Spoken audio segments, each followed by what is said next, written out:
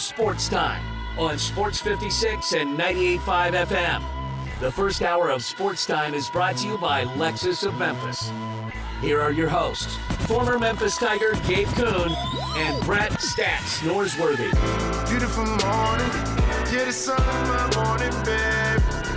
Off and rolling on a Tuesday, August 9, 2022, and you're checking in for Sports Time on Sports 56 with Gabe and with Stats. We're always live from the Family Leisure Studios in Memphis, Tennessee. Family Leisure, where family and fun come together. I am former Memphis Tiger Gabe Kuhn on Twitter at G_Kuhn71. Producing the program is Bryant Dacus on Twitter at Bryant_Dacus. Brian, how are you? I'm fine. Okay, good to hear. Not as. Well, I couldn't get my mic on because I Understood. can't work a board. So Understood, that yeah. took me a second. Not Took as all the not air as out not of as my hype bubble. as he was yesterday coming out of the No. weekend. Understood. My partner does pre and post for the Ole Miss Football Radio Network. He is Brett Stats Norsworthy on Twitter at Brett Norsworthy. Brett, how are you? I'm well, Gabe. I am hyped because I spent a lot of the day today at TPC Southwind, and we are building to a great tournament. Just one of my favorite weeks of the year, and so ready for this tournament, this field, this week. And guess who I got to eat lunch with?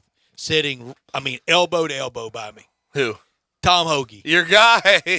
And told him I got to meet his mom at the Nice. Masters. And I told him the story that she wasn't coming to Memphis because of the humidity. He said, she texted me earlier today, was complaining about the humidity in Phoenix. I said, Tom, if the Phoenix humidity gets her, don't let her get near our humidity. Good old Tom. And Was he good though? Was he in high spirits? Oh, he was in high spirits. His caddy was just delightful Nice. as well. And he's really looking forward to this week. And he's had a good year and just a really nice person. Course looked good. Course while you're looks, out there? Course Yeah, looks pristine. great. It is set up for a great week. You know, anybody can go tomorrow and then into the weekend, Thursday, Friday, Saturday, Sunday with this field and this prestige of this event. This is the most prestigious it has ever been, being a part of the playoffs. I don't know if I like you eating with Tom Hoagie. I think there might have been, if you pick him tomorrow, I think there might be a little something going on. Maybe y'all were game planning a little bit. I told him he's I don't been know good about to that. me this year. He when I've had has. him. That's why I'm a little Well, nervous. What are we going to accuse him of if he picks Tom Hoagie? Nothing, right? I mean, it's fine. Insider trading. Yeah, I mean, he could have been like, Tom, how you feeling? Any Oh, I did. You feeling good this weekend? We gonna win? Tom's like, yeah, man, I we're don't know feeling how many real golfers good. going to be straight with Brett and be like, I feel awful. Don't pick me. You never know. If you happen to do golf picks this week, I did. You don't never know. pick me. I told Ricky Fowler, I said, I know how much you like baseball. Redbirds are home all week this week. He said, I'm going to get down there. So Go to a Birds game. he loves he was best buds from Oklahoma State with Patrick Wisdom. Really? And one year here, he misses the cut on Friday, still stayed the rest of the weekend and went to Wow. AutoZone Park. How about that? And loves the I Cardinals. didn't know so that. much. I did not know that at all. But Tom Hoagie, I feel like he might pick him. He's got that look on his Oh, he's face. gonna now. pick He's got him. that He's smirk definitely on gonna his pick face. him. I don't like and it he's at gonna. all. Where are we picking tomorrow? He's going. I ate lunch with him yesterday. Yeah, Gotta go with my exactly. guy. I can't, Yes. I can't play it 2 I'm, days in a row. I'm seeing it right now. But yeah, I can't wait to get out there tomorrow. I really can't. Come by our booth, talk All to day. us, holler at us. We will be out Greg and there Eli out there Wednesday early. through Friday. I know I'll be out there Saturday watching a lot of the tournament as I'm well. hitting the course tomorrow, not later than 10 a.m. I think I might Because be there a little earlier. It's some really good tee times. Let's see. We have Matt, the featured. Max Homa, Matt Fitzpatrick, Jordan Spieth tomorrow morning, going off 10 at 8 o'clock. That's a good trio. And then we have Cam Young, Tony Finau, Justin Thomas at 8:10, and Off at 10. Smith, Burns, Scheffler 8:21. I mean, there's some great groups. 106. Early. It's getting a little later for us, but for everybody else, Shoffley, Rory, Cantlay, that's good stuff. You gonna be following there? I know you're a Xander guy. And a Rory guy. Yeah, And a Cantlay guy who won the FedEx Cup last year at East Lake on Sunday when I was there. yeah, but these groups are looking fantastic, and the field's great. It's gonna be a great week. A great week for the city of Memphis. You could feel the vibe. And the Rendezvous did such a great job today, as they always do every year with Rendezvous on the range, and the players just loving it. It was a lot of skint down bones out there today. No, but I do get a kick out of. I mean, it is a great week for the city of Memphis. Great week for golf as the playoffs get going. But there's still distractions. Yeah. Plenty of distractions. Live doesn't go away. Yeah, and also It was always and there. also more, and like it's different. Like Scotty Scheffler spoke today, and we'll get to that off the top of the show here in just a moment. But there's more rumors of defections. There's every live rumor in the world you can hear out there. Yes, it's going to be nonstop. It's going to be nonstop through Now, the playoffs, and then after the playoffs. And it was not Tom Hoagie, and it was not Ricky Fowler, but another PGA Tour player that will remain nameless. It was not either one of those people. Said we're going anonymous. Okay. If those players win the lawsuit and they're there, they will walk into a rugged reception in that player's locker room. Yeah. Now, we'll get right back into that in a second. Got to lay out the show. First hour of our show brought to you by Lexus of Memphis, the one and only Lexus dealership in Memphis. We have huge news in college football. Big Ten Media TV deal is coming close to completion, and wow. Split between Fox Sports, CBS, NBC, and it is massive. And double ShamWow on this one, on the deal that CBS had forever with the SEC. Now, look, everybody signed up for it, knew at the beginning, and it was great for the SEC. I tell Craig Silver, their producer on college football. Symbiotic relationship there. Mm-hmm. It worked back and forth. It helped both sides. But it brought those little bitty Mayberry towns to life. It brought Tuscaloosa and Auburn and Oxford and Fayetteville and Starkville to life. Yeah, and the amount of money that the Big Ten's going to get is going to probably exceed $1 billion for this TV deal. And CBS too. I think a lot of people talk about the SEC and how much football power it is, and it is. There's no question about it. It's been the best conference in college football for some years now. But at the same time, the Big Ten, what they've done in grabbing the TV markets, the best media markets around the country. It's big. It's huge. It's hard coast to to coast. Yeah. It's unbelievable what they've done. We'll talk about that. Alongside that, there's some notable outgoing transfer news during fall camp for the Tigers. Mo White is going to be in the transfer portal, and he played some substantial snaps last year and the year before that. And elsewhere in the AAC, there is a school taking huge advantage of the NIL space that we'll have to talk about. We have a bunch of NFL news notes. Also, we're going to have the FedEx St. Jude Championship commence officially on Thursday, and we're going to get to that Scotty Scheffler Live Golf lawsuit, the whole 9 yards here in just a moment. Our guest today, Drew Hill from the Daily Memphian. He was out there on the course today. But also we're going to talk some Grizzlies with him. At 3:30, 4 o'clock, Brent Beard joins us from First Coast News in Jacksonville, talk some college football. And then 5 o'clock, Bo Marchant joins us to talk some NFL from collegetopro.com and from Sports Illustrated. And we will rank our AFC West quarterbacks. This is going to be the hardest list so far. It's the best list. Yeah, it certainly is. Number 4 is hard, though. I think it's unfair for any of those guys to be A lot of teams would take any of these 4. Mm-hmm.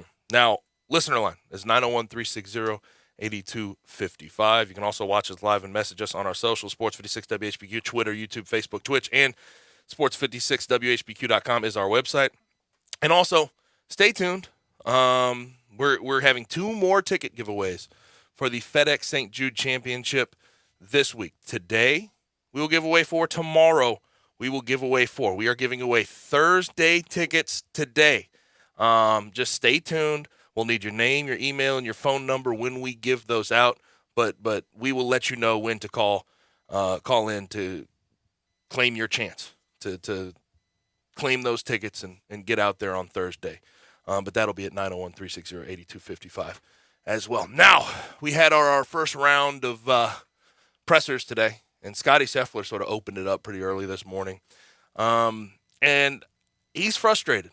He's frustrated in a lot of ways. We sort of talked about yesterday the 3 players sort of led by Taylor Gooch that want to play in the FedEx Championship, play in the playoffs to try to make some money on the PGA Tour, even though they have defected to Live. Scotty Scheffler was asked the question, and he spoke on it this morning. This is what he had to say.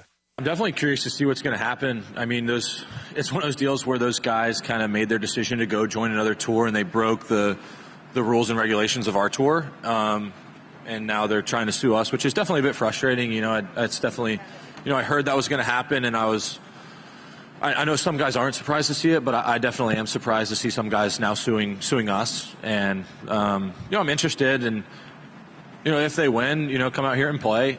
I mean, that's something that's up to the courts. I can't control what's going to happen in a court case, and so definitely interested, but at the end of the day, it has no effect on my preparation for the week. Yeah, the last part is what it is. No effect on my preparation, but I'm with him, and we talked about it yesterday. I'm right there with you, Scotty.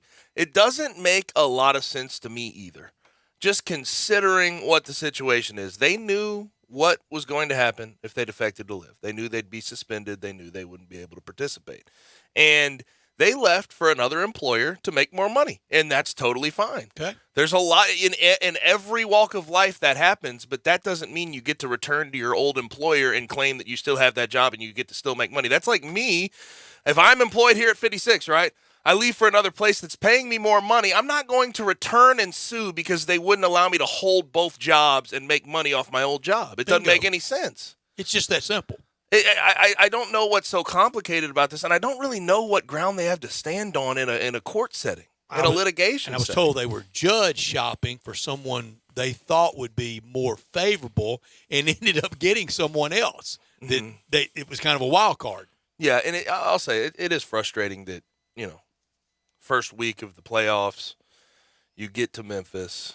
You want it to be about the tournament here. You want it to be about TPC Southwind. You want it to be about the golf. It's not going to be about that. Now, once we get to Thursday and into the round, When it'll be golf different. balls going there, it has changed every week. But until then, Liv has a life of its own up until actual play commences. How much do you buy into the fact, though? Because, I think there's a level of this where if you just keep giving it airtime and you keep giving it breath, it will continue to be around. But it's hard not to with the defections they've had, with the money that's being thrown around. We'll see what the offseason and the wraparound season does that. After this week, our attention, and for sure after the Tour Championship and then football starting, our attention and our golf talk will subside, if not all but end, except for pop-up Live news. It will then. But as long as it doesn't give it that energy, and I think collectively around the sports world, the less said about it, I want to see if Live kind of fades a little over the wraparound season before the first event of the year, the Century Tournament of Champions in Kapalua. But so far with these news drops, with these names that They we're played it hearing, perfect. it's literally impossible to keep them out of your collective breath. It's impossible. And it'd be fun just to the watch us, how much we talk about from September 1 to March 1, how much we talk golf. And also just the pure Because normally we don't. And also just the pure subject matter of what we're dealing with Liv. This is the public investment fund of Saudi Arabia, of a hostile foreign power that killed an American journalist not too long ago. And I think we've gotten to the point in this country where Cold-blooded savagery. Well, yes, and we've gotten to the point in this country where it's been in the news cycle so much that there's polarization. And we know what polarization does to us. Don't we? It's horrible. Everybody especially go in this report country. to their corners. Well, you know what always Hey, cracks come out swinging. I respectfully to a lot of people out there, because I know a lot of people have different takes on different things in general. And I'm not just talking about Liv. That's not what I'm discussing. But it's what we're discussing now, but that's not what I'm talking about as a whole here. But everyone has to have an opinion on everything on social media. Sure do. And it has to be one side or the other, generally speaking. And it has to be, I owned you. yes, everything gets so polarized in today's society, and Liv has definitely become that because of a lot of the hypocritical nature of it and just where this money's coming from. Also, in golf, we have some rumors, and these are not good rumors, about defections to Liv.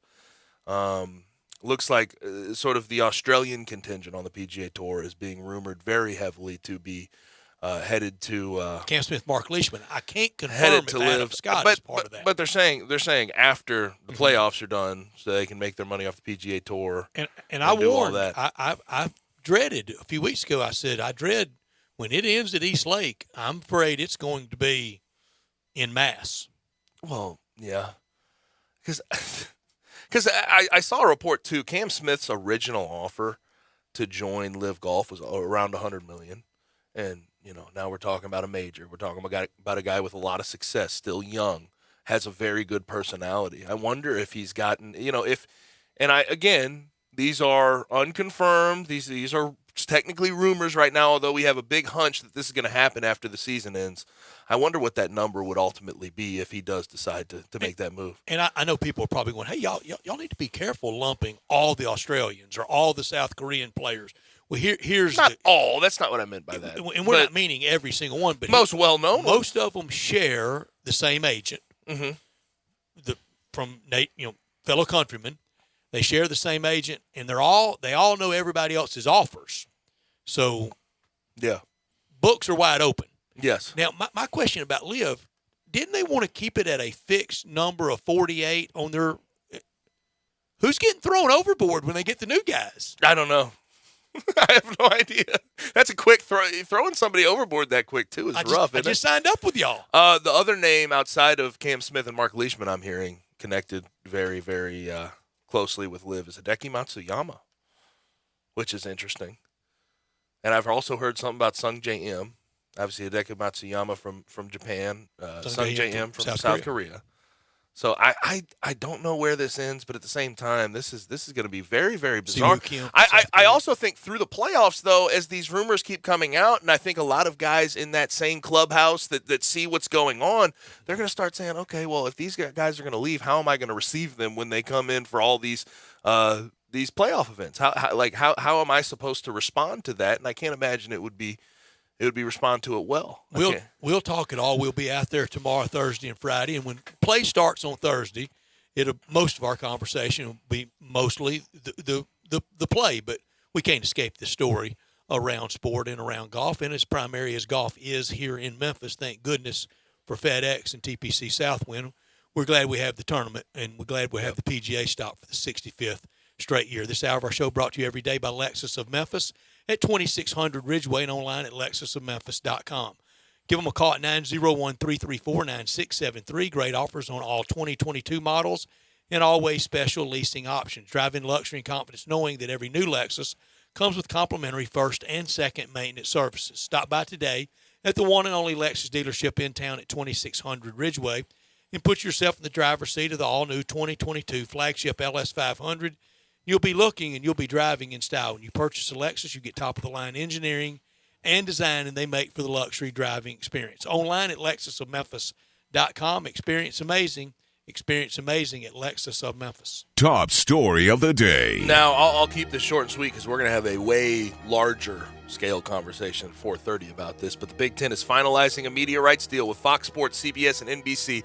It will be the first time in 40 years Big Ten football and basketball games will not be on ESPN. And ESPN apparently rejected the Big Ten's final offer of a 7-year, $380 million agreement. That'd be stunning, that Tuesday night Ohio State at Purdue night on ESPN. It is. It's going to be. It will feel weird. But CBS is expected to pay $350 million per year, or in the neighborhood of that, for the 330 Big Ten games. The SEC is leaving CBS in 2023. CBS, when you talk about re-upping that SEC contract, was only willing to pay them or offer them $300 million, but they offered $350 to the Big Ten. So it's going to be very interesting to see how this is going to coexist going forward. The SEC will be primarily on ESPN, ABC, and those networks, the Disney networks, and you're going to have everything else going to be Big Ten networks.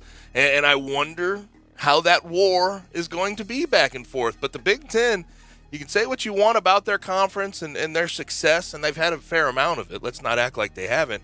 But the truth of the matter is they're more than regional. They are coast to coast. They basically own or have a stronghold in the top 4 markets in the entire United States. The New York market, the L.A. market, number 2, Chicago market, number 3, and then at number 4, the Philly market. And they really have tried to narrow those down. They've done some very good strategic things. That's why they're in this position right this second. My top story, activity heating up at TPC Southwind. Great field and great weather ahead.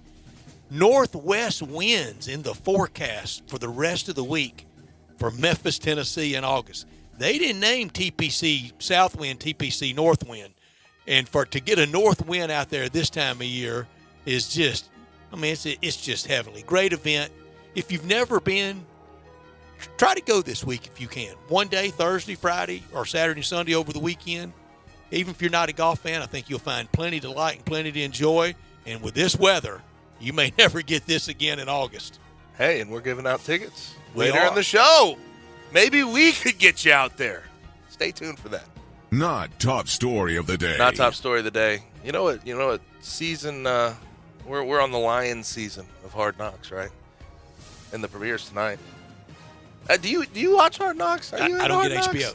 But it's the Lions. I know a lot of people will say, "Oh, well, they stink. They've never been good. Bad franchise." I'll yada, watch yada, it yada. next summer when they run it from this year on NFL Network. I got to say, I'm into it. I can't wait to see some Dan Campbell action. I can't wait to see Aiden Hutchinson sing Billie Jean. Apparently, that's what it's going to. The season debut will feature that tonight. Jamal Williams cracking his voice, telling them that they need to be good. Aiden They've already Hutchinson, leaked some of these things. Watch for Rookie of the Year. But they've already leaked some of these things. Dan Campbell in his speeches. We know about the kneecap biting. We know about everything else. I got to hear this guy day to day and how he responds and acts toward his team. I am looking forward to it, and the season debut will be tonight at 9 p.m. My not top story, Aaron Rodgers is really out there with his use of an hallucinogenic drink. 30 straight years of Hall of Fame quarterbacking and plenty of drinking between Favre and Aaron Rodgers. I don't know if Favre was ever on hallucinogenics, but he was on a lot of cold beer. I know that. 30 straight years of Hall of Fame quarterbacking and 2 Super Bowls, one with Brett Favre and one with Aaron Rodgers. And that was in 2010, the 2010 season. Cheeseheads, they will need hard drugs if number 12 doesn't come through this year for a Super Bowl. They've been plenty patient. Oh my gosh, I get a kick out of the NFL saying, "Oh yeah, the whole DMT thing. Yeah, it's not in our. It's not. We don't test for it. It's on the approved list." Well, I don't think you can technically test for that type of hallucinogen. I was looking it up last night. It was 2 years ago when it's he that consumed it. Yeah, I think so. He probably did it this offseason too. But he won 2 MVPs after it. It seemed to work for him.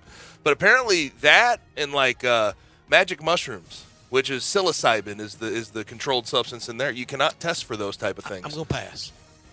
I don't even like mushrooms like at dinner. You kidding me? No. Come on. A little garlic, a little white wine reduction. What are you talking about? No shrooms for me, man. I'm gonna pass on any hallucinogens. Brett Norsworthy here for FanDuel. Go yard all summer long with $5 Dinger Tuesdays at FanDuel Sportsbook. This season, all customers will get $5 for every home run hit by both teams when you place a $25 to hit a home run wager on Tuesday Major League Baseball games. And the best part about Dinger Tuesdays is even if your bet loses, FanDuel will pay you $5 for every home run. Tonight, Cardinals at Coors Field. Load up. Arenado. Load up on Goldschmidt. Maybe even Dylan Carlson. So what are you waiting for? Pick your home run hitter and turn big swings into big wins. No better place to bet America's pastime than on America's #1 sportsbook. Head over to your FanDuel account or download the FanDuel Sportsbook app and sign up using promo code CASH. That's promo code CASH. Must be 21 or older and present in Tennessee. Bonus issued as non-withdrawable site credit that expires in 7 days. Max bonus $25. Restrictions apply. See full terms at sportsbook.fanduel.com.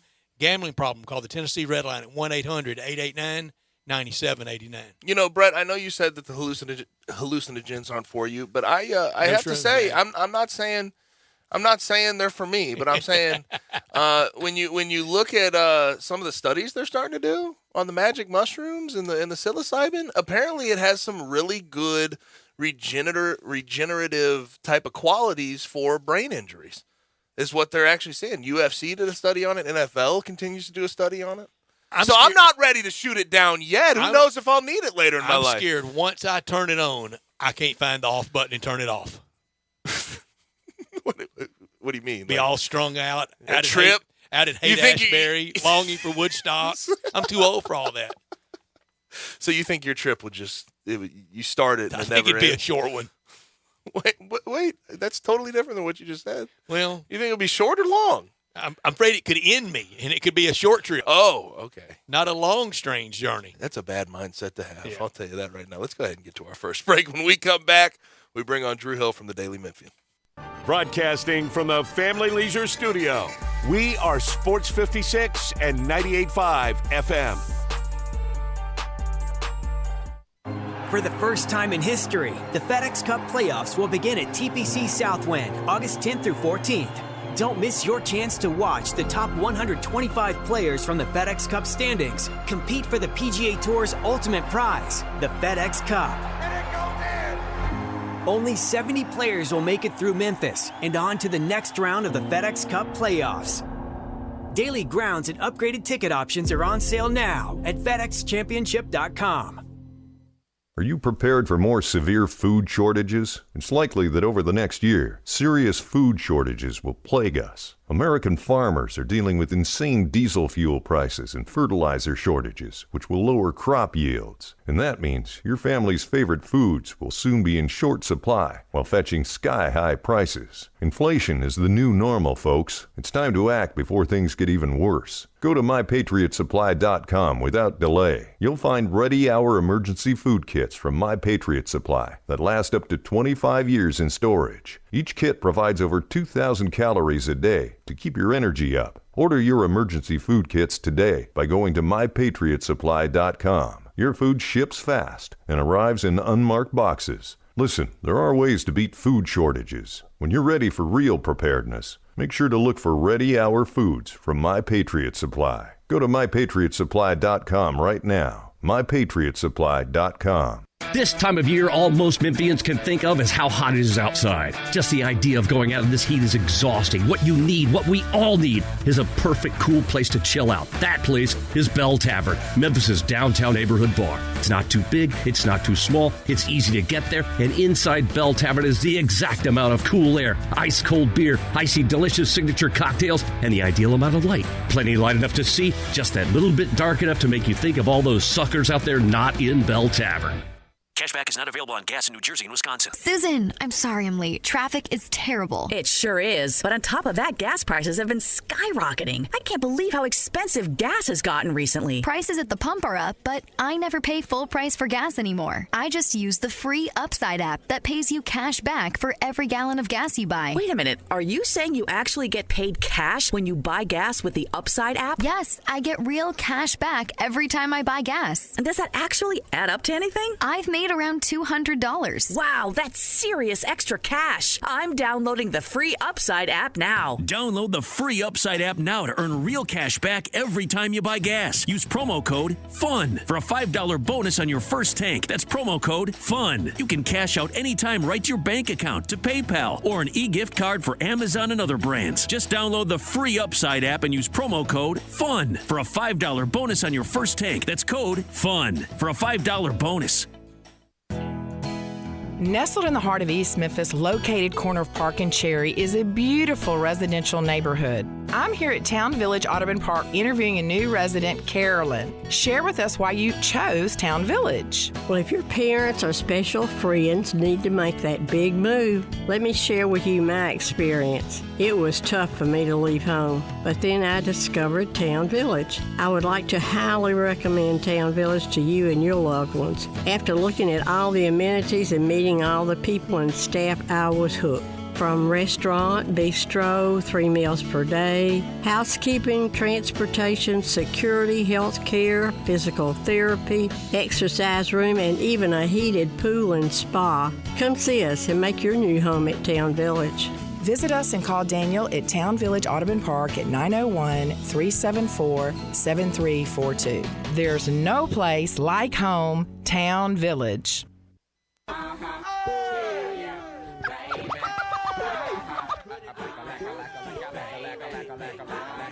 Now, back to Sports Time on Sports 56 and 98.5 FM. This hour is brought to you by Lexus of Memphis. I work hard for this.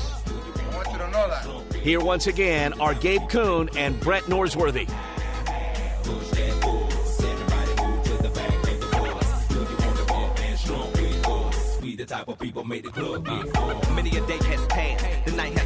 Drew Hill is the beat reporter for the Daily Memphian on the Grizzlies, but he's also at the golf tournament today, and you can find him on Twitter at DrewHill_DM. He joins us now. Drew, how's it going, man? It's going good. It's going good. It is golf week here in Memphis, so I am definitely excited about that. Rock on. And rock a lot on. of breaking news. A lot, apparently. Including right now. We just saw a Cam Smith story come by from the Telegraph saying that it looks like he's defecting to live and will play September 2nd on their second U.S. stop. That should be fun to see how he's responded. That's responded to this Cam. weekend. I like Cam Smith, and it is disappointing to me that he's headed to LIV, of course. So that's a bummer. Yeah, no question about it. Tomorrow, the two big guns, the kind of the voices of the PGA, Rory McIlroy and Justin Thomas, they will speak. If either of them ever defected, Drew, then it's full. Then Jay Monahan and the PGA Tour would have to go start negotiating a peace settlement. Oh, I don't think that there's any doubt about that. I don't think that those guys will, because I think that they're pretty set in the position that they are. Justin's dad being a former pro as well. I just think that the roots are too deep there. I don't think that they're going to be able to snag those two guys. I guess money talks, though, right? You never know. Just how much money they could throw at them to see if they could get them to leave the PGA Tour as well. But for now, it seems like they're pretty safe on the PGA Tour. But, you know, if at one point in time it felt like that LIV didn't have this sort of momentum, and now here it is, pulling some of the very best in the game, and it's definitely a big time threat to the PGA Tour. Drew, do you think LIV has life in 5 years? Oh gosh, that's a tough question. I do, because I think as long as they can continue to pay purses and upfront money with signing bonuses and those sort of things, if the money's that much better on LIV Golf still than it is on the PGA Tour, then yes, I think players will continue to play LIV Golf, especially if they can continue to play the majors. I don't necessarily agree with that, but if that's what they want to do, and I can't listen, I'm not good enough at golf, you know. I'm happy to shoot 48 on the front nine, you know, so I'm not good enough at golf to ever be put in a perplexing situation where maybe I have to compromise my moral standards based on financial opportunity. But $100 million talks. But $100 million is a lot of money, isn't it? So can't imagine. Well, but see, Drew, you're grading it by the score. I'm grading it by the loss of golf balls. A good round to me is 6 balls or less lost. When we talk like LIV being around in 5 years, I think a lot of it has to do with how long they're willing to sort of drain their pockets. Because to this point, I don't know how much they're actually making because they don't have a TV deal in any way, shape, or form. So that becomes the issue long term. In 5 years, are they going to be able to get that TV deal? Yeah, I understand that. But I would also throw in that, you know, the goal of this is sports washing to a degree from the Saudi, you know, public investment fund, right? Like they are trying to change their image to the rest of the world. All for atrocities. How much value does LIV Golf bring in that equation, I think might be a better question, because we know, given their resources, that they're going to have money for a long time. So I don't know the answer to that specifically, but I don't know how much the TV deal or whatever it is really matters in the big picture if you have a very wealthy group of people that are willing to fund this in order to make themselves look better. Drew, this next comment, I'm sorry to say, I don't want to sound heartless, don't want to sound unpatriotic. I hurt today for the 9/11 families as much as I did coming up now, almost 21 years ago. But time does march on, and the tour's attempt to try to maybe make people feel bad over them, I don't think it worked. I don't think it resonated.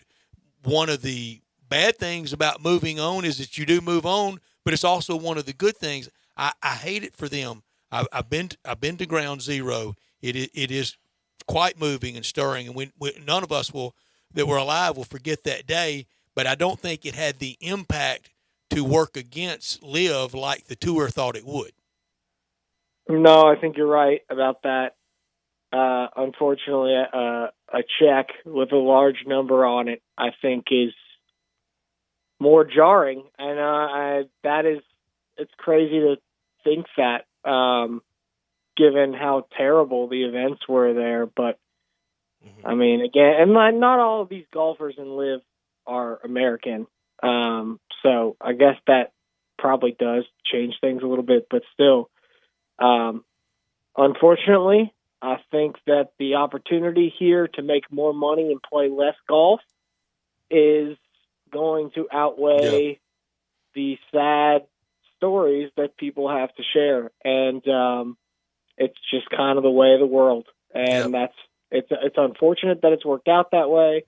You know, I think this would be a totally different deal if LIV was not connected to the country or specifically the people, I suppose, that it is connected to. And it was just a competitor from a sports standpoint that offered larger purses for, you know, with a different style of play. Then I think that we wouldn't be having these sort of debates on whether you have to compromise your moral feelings in order to make more money. In the end, these guys are just playing golf, though. I think that they can justify it however they want to justify it.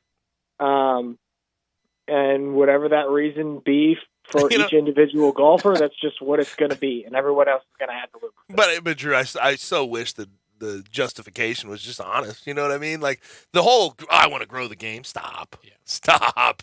And honestly, like I think I have more respect for Pat Perez coming out wearing a money shirt saying, hey, you know why I'm here. You know exactly why I'm here. I think there's more respect in that than trying to deflect and take some type of high ground, all that type. It's ridiculous. Yeah, you know, you can also pick your schedule on the PGA Tour as right, well. You can. People kind of forget that or tend to conveniently leave that out when they mention the differences between LIV and the PGA Tour. Yeah, of course the money has almost everything to do with why these guys are leaving, because if you offer somebody $100 million, you know, up front, like LIV is offering to Cam Smith reportedly, he's going to have to win tournaments and play well over a much longer period of time on the PGA Tour right now, as it stands, to make that sort of money. Yeah. Whereas with LIV, it seems to be front-loaded. He's pretty much locked in. I do think it does take away a little bit of the competitive element of the game, though. Of course, you still want to win the majors and all that, those sort of things. But, you know, if everybody's getting paid up front and everybody's got these big salaries, then what's the point in playing some of this stuff outside of fun? You know, where's the motivation going to practice and be one of the best in the world? I think it changes a little bit. Yeah, I'm going to miss the mustache mullet combo, though. I can't lie. On the PGA Tour, that mustache mullet combo, that Australian mustache mullet combo is fantastic. Do you think you guys will watch LIV golf events? Like, no, I haven't. I haven't, to be honest with you. Have you tuned in at all? If they were playing in my front yard, I wouldn't go watch. I've seen sort of screenshots of it, and it's just a weird looking deal. I want nothing to do with Greg Norman. I want nothing to do with the Saudis. They have a leaderboard on the side that changes. It looks like a race because of how quick paced it is. But I didn't mind filling up my gas pump with 343 gas out by Winchester earlier today, Drew. It looks like Nickelodeon on the side of the scoreboard. I mean, I don't know. It's not that compelling to me. No, I don't know. It's exhibition. I tell you what it is to me, and I'll be honest. I've never been that drawn to the Senior Tour, to the Champions Tour, because I think that has an exhibition quotient about it. This question though is interesting though, because I even when the John Deere was going on and what was running, I think they had a tournament running alongside the John Deere, and was out at Pumpkin Ridge. Yeah, they had I mean, you look at their field; it's a million times better. The names are massive. There's a bunch of major winners in there. I still watch the John Deere. I didn't go on YouTube to go tune in to LIV. So that, I mean, even with the field getting better, it hasn't drawn me in. It hasn't. I haven't worried about how Dustin Johnson's doing. You know what I mean? I haven't worried about, is Phil playing well this week? That hadn't crossed my mind once. No, I don't think that it'll. It's just the shotgun starts, the fewer holes, no cuts. It's a different game. It's almost an entirely different game. Mm-hmm. And it just doesn't interest me that much. Maybe I'll come around to it eventually. Maybe if Live Golf is really the future and that's the only option we have to watch golf, I'll eventually come around. I just don't think so. I don't. I love football, but I don't watch the CFL. Or the USFL. I'll watch the CFL. When I'm desperate enough, Brett, I will watch the CFL. I watch the CFL. You know, I'm right there with you. I watch it for my former teammates. I covered a Shouts summer out. of it here, Drew. We had CFL here in one of the hottest summers ever in Memphis. I went to a 6-0 game with 2 Rouges. Yikes. The 6-0 CFL game? I'm sorry. Hold up. Have they changed 4-0. Have they changed rules with a couple Rouges? Because there's not low scoring CFL games anymore. Oh, man. That doesn't happen anymore. In the last game they played here, I promise you, there were more people on the field than in the stands. Nice. Now, Drew Hill is our guest at Drew Hill _DM. He is the beat writer for the Grizzlies as well at the Daily Memphian, and obviously he's going to be out there covering the golf tournament all week. Honestly, been relatively quiet on the Grizzlies front. Haven't heard anything. Schedule release coming up soon. Anything new? Anything you're hearing? Not that much. Honestly, not that much. It was good to see Desmond Bain at his event a couple weeks ago. I've been writing all kinds of stuff. I did a piece on Navy football. I got some other things I'm working on, non-Grizzlies related, non-golf related. It's the quiet period for sure in the NBA. We all know that the NFL is king, and we're about to take on football season right now. So basketball is somewhat in the background at the moment. I think, Kari Moran had her birthday party. Okay, nice. Happy birthday, Kari. Xavier Tillman and Desmond Bain were out there with Ja at the birthday party. Nice. I wrote this in a notebook. Like, there is a next step for Ja as far as superstardom, I think, here. We're kind of approaching this territory of, like, can he get a shoe deal? Is he going to have his own AAU program? Yeah. I think that there are questions about what's next for Ja, and I think that those things are probably coming. I don't know if that's going to happen this summer, if any of that is going to happen this summer, but there are steps to raise your profile even more if you're Ja Morant. So right. I know everybody's always interested in him, so I guess you kind of wait around for that sort of thing, but not much going on in the world. How much? Yeah, and the discussion has come up about the AAU program. How much of a stronghold would he have if he decided to go that route right this second? I think he wouldn't have any problem getting players. There'd be questions about whether or not he wants the team in Memphis or in South Carolina. But he could pull from the South. Strategic. I mean, he could go straight, take a lot of the good players out of the Southeast in general. Right, but you have to. So the rule with the EYBL is that it has to be from a bordering state to whichever state that the program is located in. The player has to be located in a bordering state. So there might be more advantages in that case to having a team in Tennessee than having a team in South Carolina. Also, the accessibility to a team in Tennessee is higher for Ja over the course of a regular season. I mean, I don't know. Like I don't think that that's something that's 100% set in stone. It's just an option. There are other players out there that have programs like that. Bradley Beal, Russell Westbrook, all kinds of players. So I think that that's definitely an option. If that's something that he wants, and given his connections to Nike, I could see him doing that. I could also see him getting a shoe deal. I mean, we know Kyrie Irving. The Kyrie opening. It doesn't seem like they're going to continue with him. Who do they go to next? I think there's questions there, but how do you not like what Ja has given you? Because he's very apparent. He's all over TV. He's all over social media.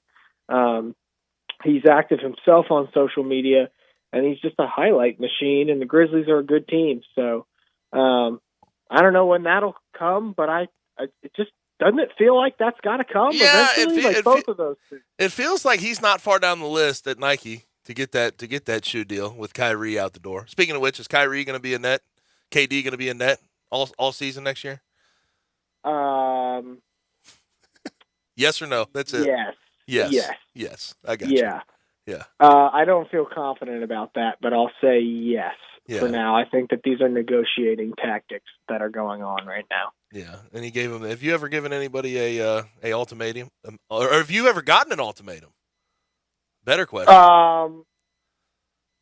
No. Okay, that's a good thing. thing. I don't That's think a good so. thing. No, I don't think so. I think that my Bears are going through it right now with Lord. Roquan Smith. What in the world? Exact same thing. Talk about the worst run organization in professional sports. You got it right in front of you, right there. It could be worse than the Nets. You could be the Chicago Bears. Just a little direction is all I ask for. Just year one with Ryan Poles. Just like an idea of what it's supposed to look like. 32 out of 32 yesterday. Yeah. Sorry to do Just that to bad. you, but I think you agree. It's just bad. Justin Fields It's bad. deserves better than that. Yeah, I'm not sold on him either. I just don't. I feel good. I feel terrible about the direction of my NFL team, but that's okay.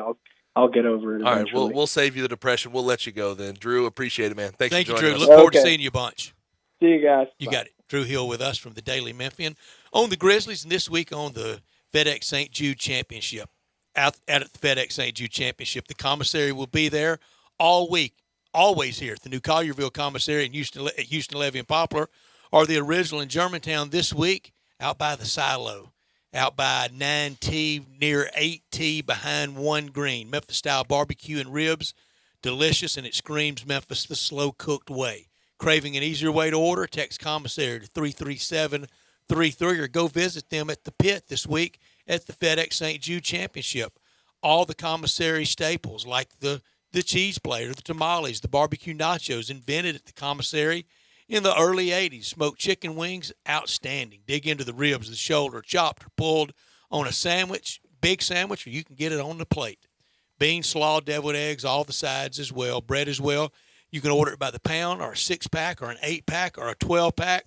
Save room for dessert. Quite a challenge, like the lemon icebox pie or the outstanding banana pudding.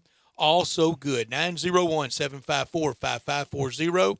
Online at commissarybbq.com in Collierville and Germantown. And starting next week, next Thursday night, a week from this Thursday, high school football games.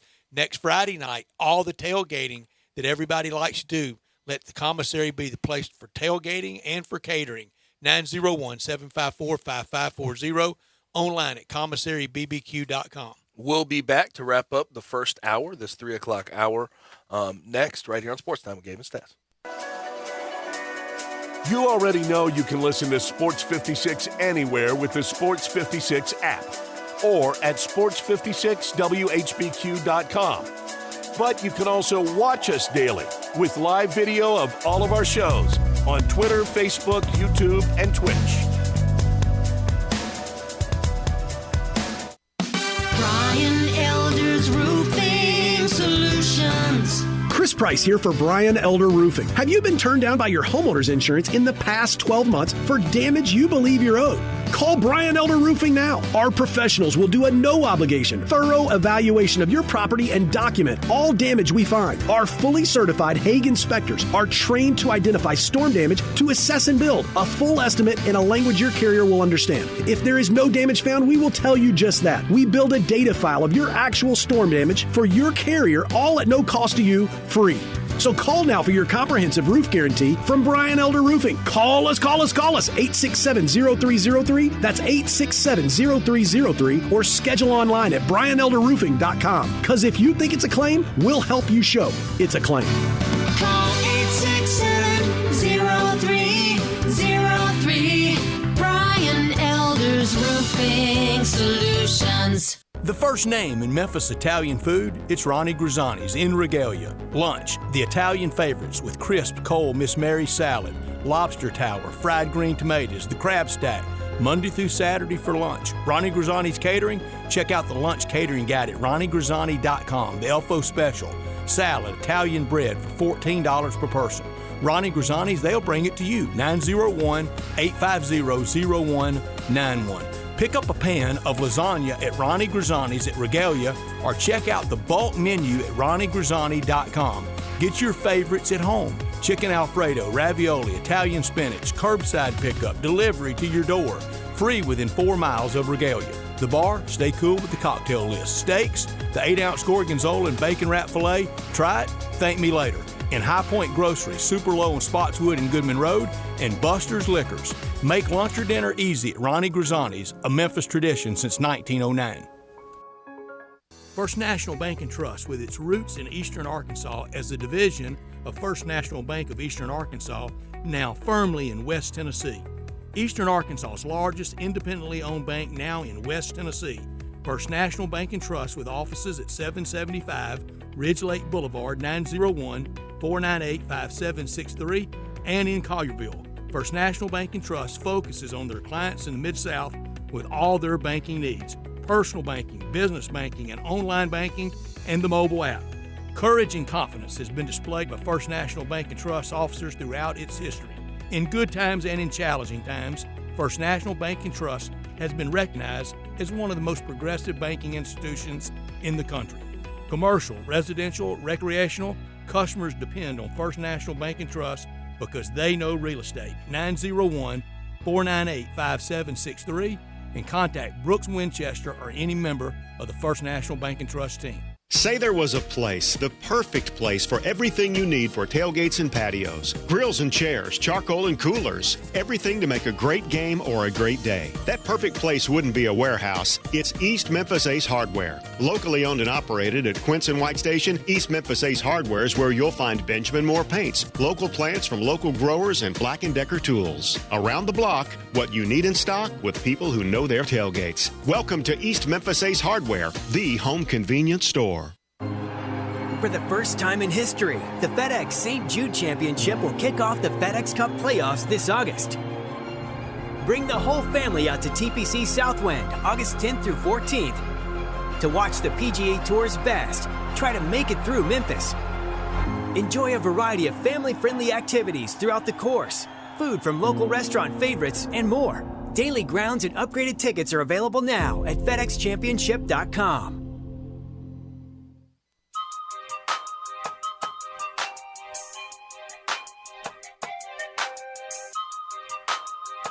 Now, back to Sports Time on Sports 56 and 98.5 FM. This hour is brought to you by Lexus of Memphis. Let me tell you what Melvin Toast is packing right here, all right? Here once again are Gabe Kuhn and Brett Norsworthy.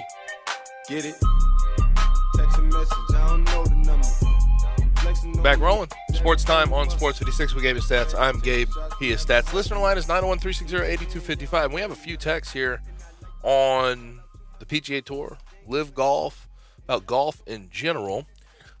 First person chimes in and asks us a question, basically saying they don't know the rules of golf, but is there a rule saying that the PGA Tour can suspend Live Golf players for going over there? They can make their own rules. Yes. So Jay Monahan drew a line in the sand and said if you want to defect to them, you can either resign your PGA Tour membership or we will suspend you, and that's what has happened. So that's where we're at this moment. Cameron Smith still set to speak at 5:15 out in the media center at TPC Southland, the Phil Cannon Media Center, and guess what the questions are going to be? And it's not going to be about the for those that missed it too in the British Open. Last segment, Front Office Sports and Telegraph both reporting, and Front Office. Hey, where you keeping the Claret Jug? Front Office Sports is actually citing Telegraph. Yeah, they're reporting from. Yeah, but the Telegraph is reporting Cameron Smith has signed a deal with Live Golf worth at least $100 million, which I remember was the starting price at least a month ago when they were discussing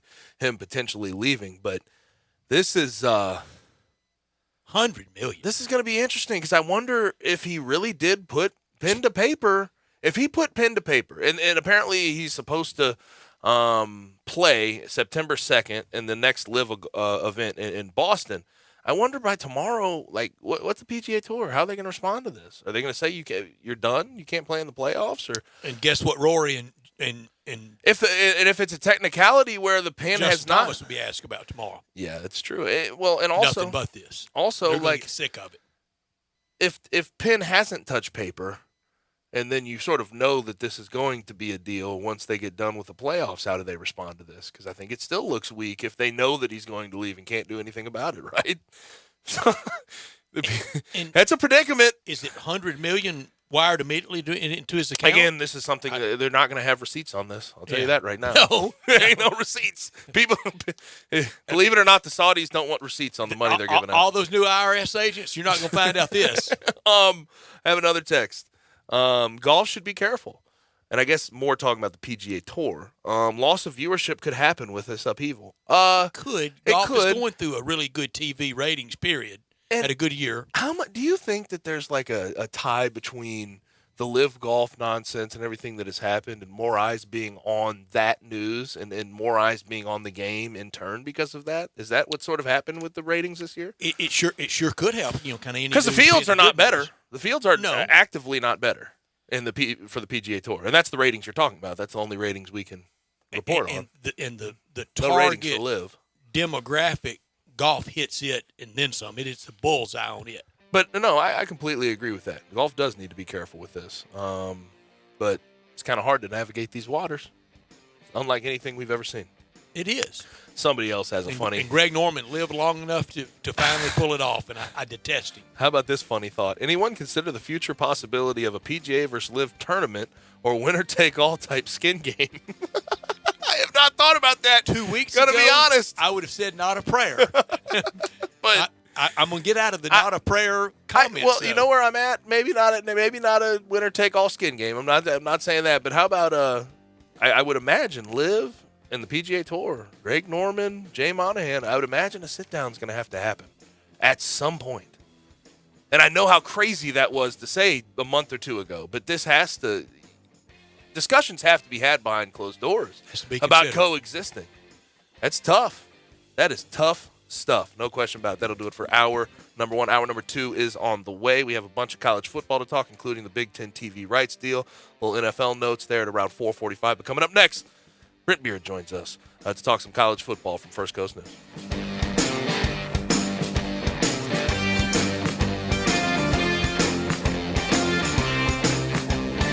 Getaway Sports Bar, the best kept secret in town, open noon to 1:30 a.m. 7 days a week. Garvin, the owner, created this SEC NFL Dream Bar over 20 years ago. You'll never miss a minute of action. 10 TVs, 5 70-inch TVs for all the big games. Rack them up on 6 pool tables. Coldest beer in town, grab you a pool stick and get you some good bar grub. 100% Angus burgers, big and moist chicken tenders. Daily happy hour Monday through Friday, 2 to 6 p.m. with long neck domestics, $2.25. Getaway Sports Bar, 4632 Winchester. Barden Stone has been serving the Mid-South area for over 3 generations. What sets them apart and makes them unique? Landscape Stone Center. They have one of the largest selections with a wide variety of colors and sizes, all the way from cobblestones to garden rock and pebbles from ground cover, plus fieldstone and flagstone, stepping stones and stacking stones, even landscape boulders. In addition to a wide variety of stones and rocks, Barden Stone staff is very knowledgeable. Whether you're a homeowner, contractor, or design professional, Barden Stone can answer any question pertaining to the use of stones from A to Z. Barden Stone, they know stone inside and out. Barden Stone, 1 mile south of Park at 1557 Cherry Road. Barden Stone, open for you Monday through Friday, 8 a.m. to 5 p.m. and Saturday, 8 a.m. to 12 noon. Call 901-683-8264 and visit Barden Stone. Hi, everybody. Greg Gaston for FanDuel. Add a little excitement to your sports watching experience by betting on all the action on FanDuel Sportsbook. There's a reason why FanDuel is America's #1 sportsbook. Their app is simple to use. They've got great odds on all different betting markets, unique fun bet types like same-game parlays, and exclusive always-on promotions such as enhanced odds boosts on the biggest events that let you get more action out of every game day. And if you win, they even get you your winnings safely in as little as 24 hours. Download the FanDuel Sportsbook app to get started and be sure to sign up with promo code GASMAN so they know I sent you. That's FanDuel Sportsbook, promo code GASMAN. Must be 21 or over and present in Tennessee. First online real money wager only. $10 first deposit is required. Bonus issued is non-withdrawable site credit that expires 14 days after receipt. Restrictions do apply. See full terms at sportsbook.fanduel.com. If you have a gambling problem, call Tennessee Redline at 1-800-889-9789. Back to school shopping on a budget? Then Kohl's is the place to go. With the extra 20% off, I got my kids activewear for under $9 and jeans for $14.39. Plus, I found 2 for $20 character tees and got $10 off as a Kohl's Rewards member. More style and more savings? Check and check. Select styles, 20% offer ends August 14th. Some exclusions apply. See store or Kohl's.com for details. First National Bank and Trust, with its roots in Eastern Arkansas as a division of First National Bank of Eastern Arkansas, now firmly in West Tennessee. Eastern Arkansas's largest independently owned bank now in West Tennessee. First National Bank and Trust, with offices at 775 Ridge Lake Boulevard, 901-498-5763, and in Collierville. First National Bank and Trust focuses on their clients in the Mid-South with all their banking needs. Personal banking, business banking, and online banking, and the mobile app. Courage and confidence has been displayed by First National Bank and Trust officers throughout its history. In good times and in challenging times, First National Bank and Trust has been recognized as one of the most progressive banking institutions in the country. Commercial, residential, recreational, customers depend on First National Bank and Trust because they know real estate. 901-498-5763. And contact Brooks Winchester or any member of the First National Bank and Trust team. Do you know one of the best things you can do for your employees or family's health? Provide Arctic Clear bottled water. Arctic Clear bottled water is your locally owned and operated bottled water provider. Arctic Clear is 100% natural spring water with free delivery and setup, dependable service, and no long-term contracts. What an easy choice. Call Jeff Manus today, 901-382-2363, or visit arctic-clear.com. Arctic Clear bottled water. Call now, 382-2363. That's 382-2363. We are Sports 56, WHBQ Memphis, and W253DF Memphis, Flynn Broadcasting Stations.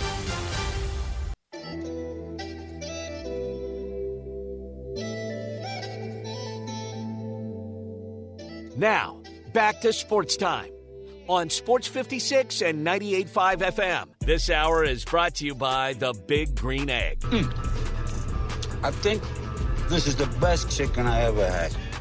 Here once again are Gabe Kuhn and Brett Norsworthy.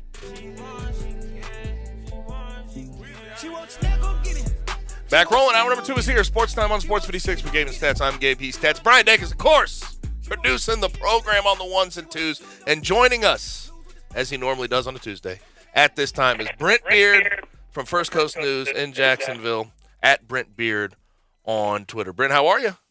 Well, I am excited still because we have got teams in camp, which means we'll have scrimmages that will set the depth chart this weekend, next weekend. And we love depth charts. We do. Oh, we do. Oh, we love depth charts almost as much as we love schedules. And game notes. Yes. We've got Big Ten media rights going on. We've got we. Wow. John Talty's book about Nick Saban came out today, which is also interesting.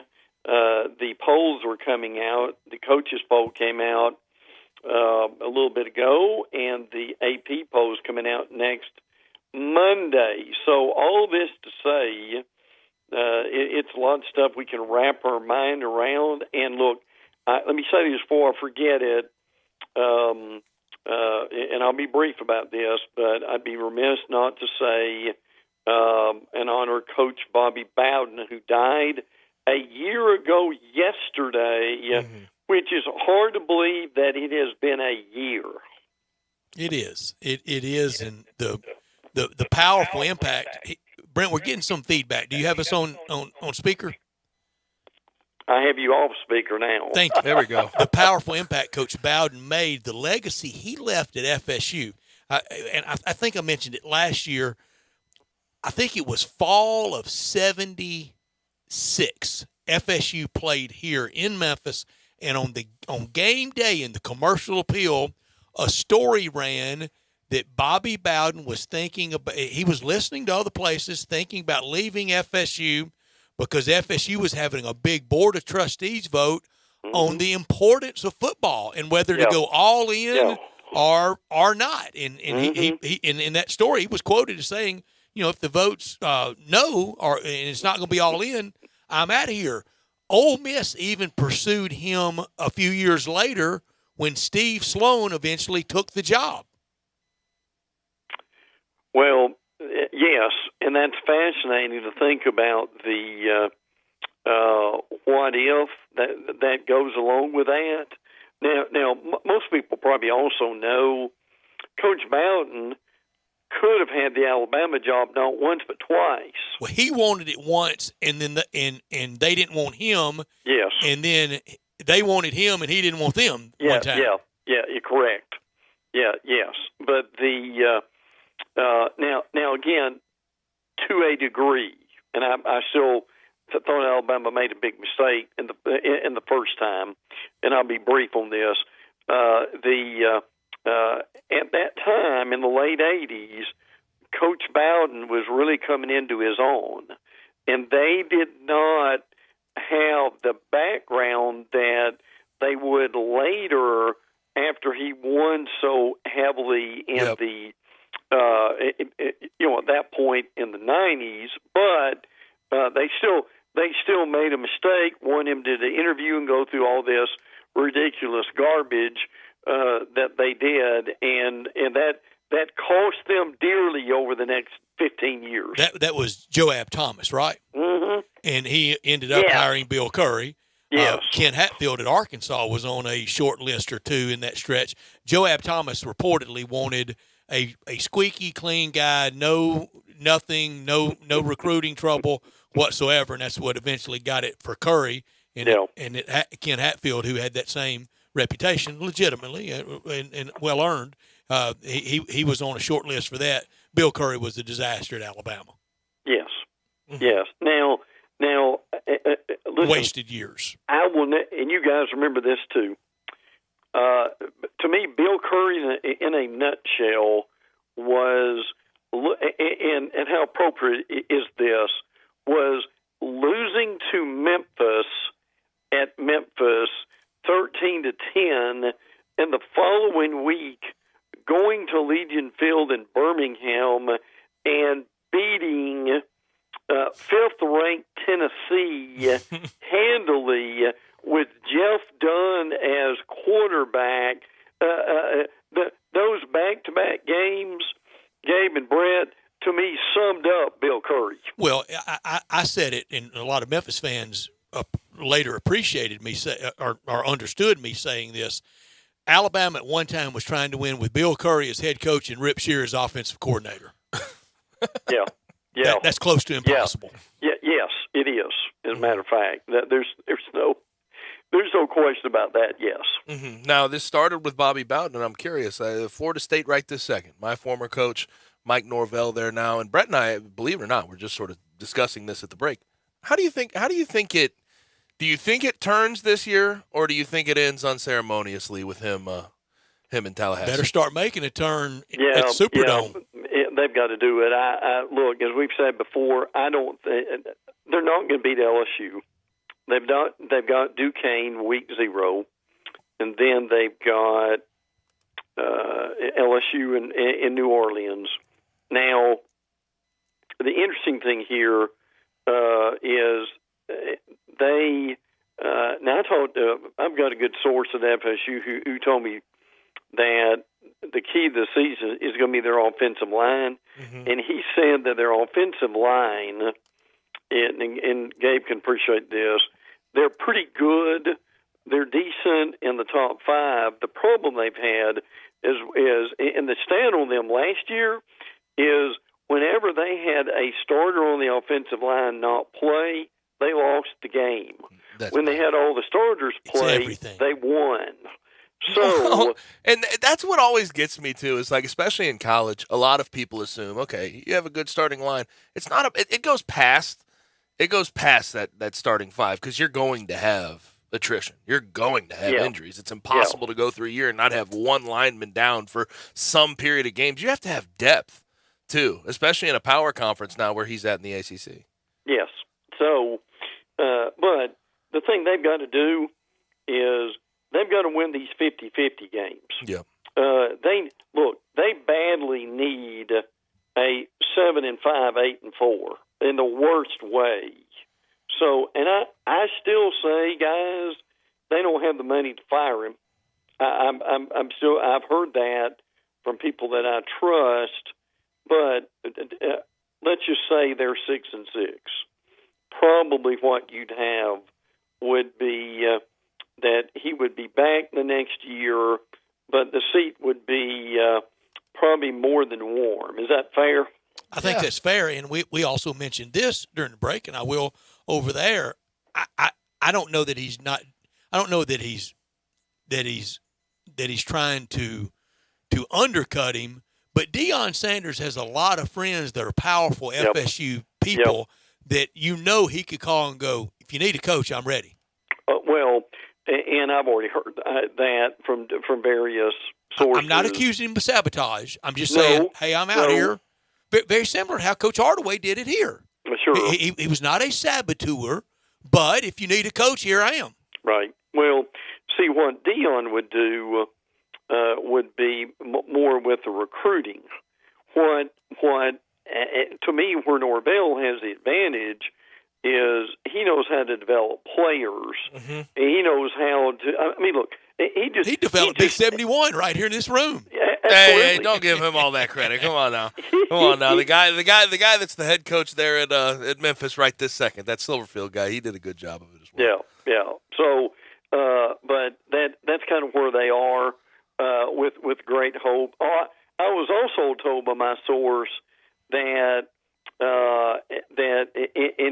he was laughing, and he said, to put it mildly, they would like to be in the SEC. Wait, Florida State? Yeah. Yes. So, okay. They had a chance 30 years ago. Well, I know. Let me ask: Is that door still open? Is that door still open to you? That door. The problem is, or at least cracked. I don't think it's open right now. Media rights into 2035 has them all tied up at this point. So, and look, they're. I guess it's good that they're together at least a few more years. And if this media rights thing is ironclad, as I hear it is, there won't be any movement with this. But the reality of it is, and we've talked about this before. Don't think that there's not several schools in that ACC. If they had a chance to jump to the SEC or the Big Ten, how long would it take them to make up their mind? Not long at all. But that's, like the Clemson, the Florida State rumor, the Miami rumor. Like, I have always been of the thought that that's distinctly possible. Now, you make a good point of the grant of rights and the 2035 and all that stuff. I have to imagine that gets worked through somehow, some way, though. Spend enough at the lawyers. If this door opens, if this thing gets swung wide open, they'll figure that out. Brent, do you think North Carolina and Virginia are anxious to jump to the SEC? Well, let me say this. I don't know how anxious they are, but I think they're coveted. And the reason I think we want them more than they want us, though. Here's the reason they're so attractive, and particularly with North Carolina, is that the acronym. It's not AAU, but it's the academic acronym that a lot of the Big Ten schools are in. That's a coveted fraternity. That these presidents, and again, the guys who make up their mind decision are the presidents. They think differently than we do. It's not just football. You got that right. And North Carolina is an incredible academic school. I know about the NCAA stuff. And We're all going to that, act like academics matter, Brent. Yeah, well, Well, look, They do to the Big Ten. Yeah, they do, and they still do to the presidents. Brett, that's an astute question. I think it's as image conscious as much as it is the reality of having another academic school that's a part of that fraternity. Now, I might offend some people with this, but it's the truth of the matter. I don't know how much the SEC cares at all about the academics of who they're bringing in. Like, next you're going to tell me APR matters. I don't think it. Now, I will say, like, when I look at the Big Ten, they seem to turn their nose up at people that don't have that AAU distinction, and they're a little different in that regard. But the SEC, I feel like, is wide open. If you have good athletics, if you generate revenue, if you can make that TV, if you can make that TV right deal a lot more, I think that it's all forgiven. If you're a bad school. Even Gabe, even with the SEC, you're going to get let's say this. All the other things that you just mentioned are very true, and still, but very important. They are. TV market, but I'm just telling you, those presidents, even in the SEC, they would be very pleased if they brought up a school that.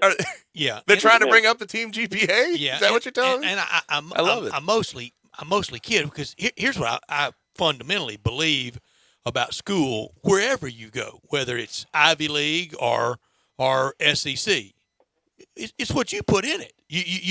You'll get out of the academic experience as much as you put in it. Right. Agreed. Yeah. Well, absolutely. But again, that is a big time criteria for these presidents. Is it the ultimate thing? No, but it's up there and it's important to them. Brent, we were talking earlier about the news of the day, the whopping numbers for the new Big Ten deal. They were coming along. Almost the biggest story there is the great deal agreed to. They didn't fleece anyone. They saw a good deal, signed up for it, and delivered that CBS had forever with the SEC. I, for one, will really miss the association with CBS. Not just Vern and Gary, but back to Terry Donahue and Jim Nance, Jill Arrington on the sideline, Tracy Visser on the sideline, the great coverage. They brought these little bitty hamlets to life. They made, if you were sitting in Boston, they made Tuscaloosa, Knoxville, and Fayetteville, and Oxford, and Starkville, and Baton Rouge look fun. Well, it was appointment TV. I mean, it still is until it changes. But and I don't know if people realize that yet, that the 3:30 game will no longer be an SEC game. Now, we don't quite know when that's going to happen. Some have said even as soon as 23, otherwise 24, 25. But Brett's right. That's going to be a real adjustment. But because that has just been a very important time. And I'll tell you this. Felt big. For fans, I'm curious if y'all have heard this too. Fans would tell you that's almost the perfect time to have a game. It's not an 11 o'clock kickoff in the morning. Well, the perfect time was the old 1 o'clockers that we used to have. And you're not kicking off at 8 o'clock at night or 9 o'clock at night. Well, you could day trip with a 1 or 2 o'clock game. Absolutely. So that's, and it's not to say SEC teams won't have something similar, but the point is, for fan bases, it worked as well as anything could. With consideration to this TV deal, probably going to be well over $1 billion. Yes. And you also look at the strategic nature of what the Big Ten has done in attracting these TV markets. 1, 2, 3, and 4, they basically have a stronghold on. Yeah. Can we officially, and I know some people never will, can we officially sort of forget and let bygones be bygones with the Kevin Warren and what he did during COVID, or is that still going to be on our collective brains until he does more? I'm ready for bygones to be bygones, Brent. I mean, I dealt with this a few minutes ago. It was a historic time, and things were done that you can be proud of, and some things not so much. Move on. And I think we can agree, wrong decision at that time. Really, like truthfully, what he Well, did, well- and then how it played out at the end with Ohio Correct. State not having But enough he's games, rallied. but he has done a whole lot since then, and it's hard. It's always been hard for me to hold it fully against him Right. because of how trying that time was. And I know Brother Beard's a move-on guy. Well, I am. I'll say this. I think he's grown into the job, if that makes sense. Is he perfect? No. But a lot of people are still mad at him because of him, what he did. And he was pushed by those Big Ten presidents. Make no mistake about That's right. that. And they're medical people. Yes, and the political people with that. Now, the other thing you hear is he has been applauded for this TV situation, but people will also tell you that are in the industry that he may be getting too much credit for this because Fox is the one who basically has brokered this deal. Yeah, but he's there. The guy in the arena gets the credit. So yeah, he's the face of the conference, and he's going to get the credit for that. Yes. Because on the flip side of that, let's be honest, somebody we all think a lot of and like and respect a ton. Before COVID, Greg Sankey was really still drafting off the good wins of Mike Slive. No doubt. Yes. Yeah. Oh, yeah. And I'm telling you, in the midst of this, Brent understands this well. And Gabe, I know you're Right. that you've got an inclination with this, but people will. I don't know if the people here that are listening to us will realize the giants that Mike Slive was with the SEC and what he got done. We can't properly express it. And now, and Jim Delaney is in this same crowd because he was a change agent like Mike Slive. But now, I didn't agree with Delaney on keeping the playoff from coming, but I had a lot of respect for Delaney and a lot of other things. But to Brent's point, Sankey has really, I think, emerged out of the shadow, certainly of Mike Slive, and in many ways has taken the conference to another level. Last thing for our guest, Brent Beard at Brent Beard on Twitter. Coaches poll comes out yesterday. Top 4: Alabama, Ohio State, Georgia, Clemson. Outside of that, you have Notre Dame and Michigan at 5 and 6. Texas gets not at 18, and they get that one vote for number 1 overall. What stood out to you on the coaches poll? Do you have any issues with what we saw? Well, the coaches poll is basically what we see in the magazines. Let's be honest about that. As we mentioned, AP coming out on Monday, and the AP basically is going to be pretty much the same with this. Now you've got Tennessee, LSU, Auburn, and Florida, Mississippi State. They got others receiving vote type things. Yep. And it's up to them to be able to get in there. Obvious the love for Utah playing Florida in top 10 team. Miami has also gotten a lot of love squarely in the top 15. If people haven't looked at this yet, for the coaches poll, there are 5 ACC teams in the coaches poll. We knew the SEC would do well, but 5 SEC teams, to me, is fascinating. Yeah, no question about it. Now, we're going to go ahead and let you go. We always appreciate it, Brent. Thanks for joining us. Always, guys. Take care. Yes, Have a great week, Brent. Thank you. He is Brent Beard from First Coast News. You can follow him on Twitter at Brent Beard. Now, let me tell you about our second hour sponsor, and that's our good friends at the Big Green Egg. And your best ability is your availability. When you talk about sports and you talk about grilling, you need that grill available 24/7, 365, and the Big Green Egg will do that for you. It's the last grill you'll ever have to buy. You'll have it for 20 to 30 plus years. You'll never have an issue with it, and that's twofold. 2 reasons because that is the case. Highest quality ceramic in the game, good heat retention, and it doesn't rust. Very simple. Does not rust. Not made out of metal. So the rain gets to it. There's going to be no issues. Also, they've had a warranty on all ceramic parts since 1995. You have an issue, there's a crack in a part, you break a part. Guess what? You send it to them. They send you one free of charge. You get it attached. You get moving. It's that simple. 100% natural lumpwood charcoal grill, so the flavor is going to be elite. compared to that of a gas grill. And you can smoke, bake, roast, sear, and grill. You can do whatever you want on it. I talk about an apple crumble my buddy makes on his. It's fantastic. But obviously it's the barbecue, it's the ribs, it's the burgers, it's you can put dogs on it. You can do whatever you want on that Big Green Egg, and it's all going to be fantastic flavor. And it comes in 7 different sizes, so they really have a size and a price point for everyone. You can find it at these retailers around the area: Garden Spas and Pool, Germantown Hardware, Hamilton's Fireplace and Grills, and both of the Aces in town: East Memphis Ace and Cordova Ace Hardware. So if you're looking for a do-it-all, reliable, long-lasting grill at a great price point, look no further than the Big Green Egg. We have to go ahead and get to a break. When we come back, we talk about this landmark Big Ten TV rights deal. We do that on the other side, right here on Sports Time with Gabe and Stats. You have opinions? Well, you gotta have an opinion. Of course you do. Everyone does.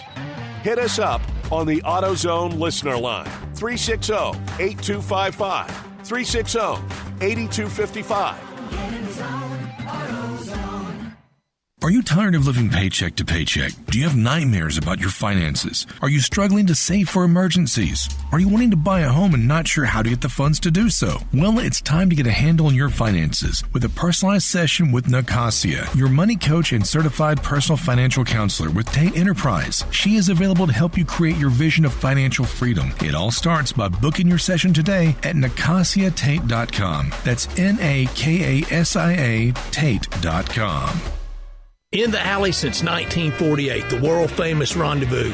John, it's so good to see everything kind of getting back to normal. Brett, we've done a lot of ads before, but maybe it's time for me to do a recap. We have valet parking at the end of our alley on Monroe. On Fridays and Saturdays, we give away our wonderful red beans and rice until it runs out. And you know we like to do things local. Miss Barbara Jackson of O Taste and See has been making these wonderful chess and pecan pies. That's pecan, not pecan, and key lime pies for dessert. And we just started serving this wonderful gelato from Sweet Magnolia Gelato Company. And just to remind everybody, you don't eat cheese and sausage with a knife and fork. You take a cracker, you put the sausage on it, you put a piece of cheese on it, a little mustard or a little sauce, take a bite and chase it with the pickle. Brett, we've always been the place for all gatherings, whether they're corporate, rehearsal dinners, retirement parties, birthday parties, whatever. We seat anywhere from 20 people to 250 people. And oh, by the way, we are now open for lunch from 11 o'clock on Tuesday through Saturday. Come see us at the Rendezvous.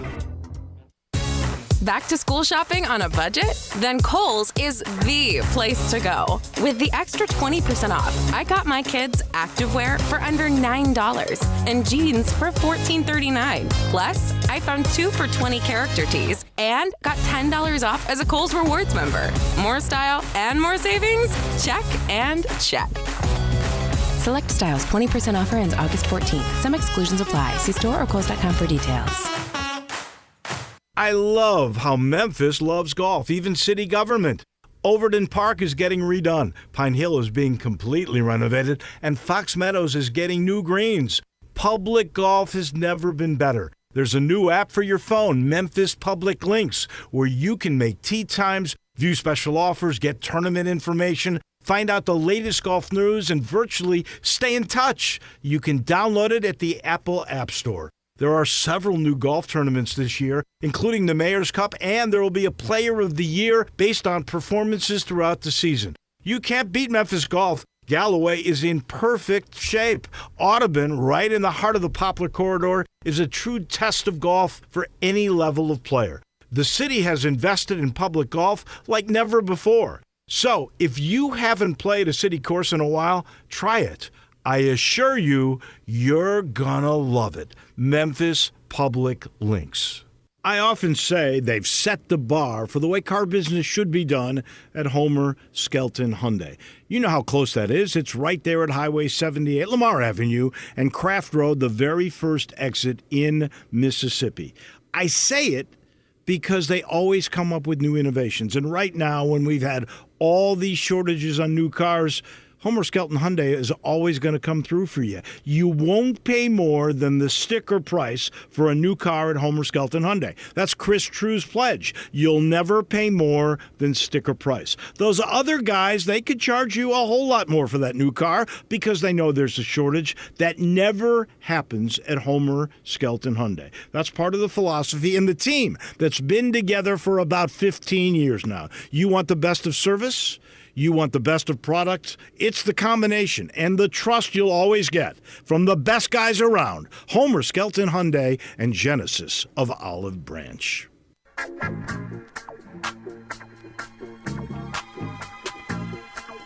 Now, back to Sports Time on Sports 56 and 98.5 FM. This hour is brought to you by the Big Green Egg. Bon appetit.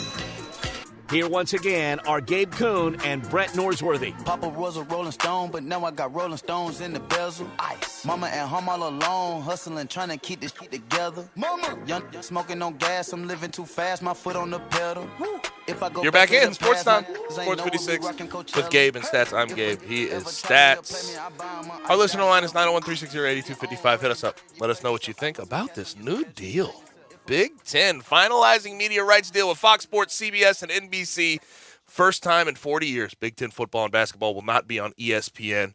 And ESPN basketball is going to be something for me to get used to. The reason this is the case is because ESPN actually rejected the Big Ten's final offer of 7 years, $380 million. They didn't want to pay that price, so they found somebody else who could. And CBS, NBC, and Fox Sports obliged. The only number we have on each individual network is CBS.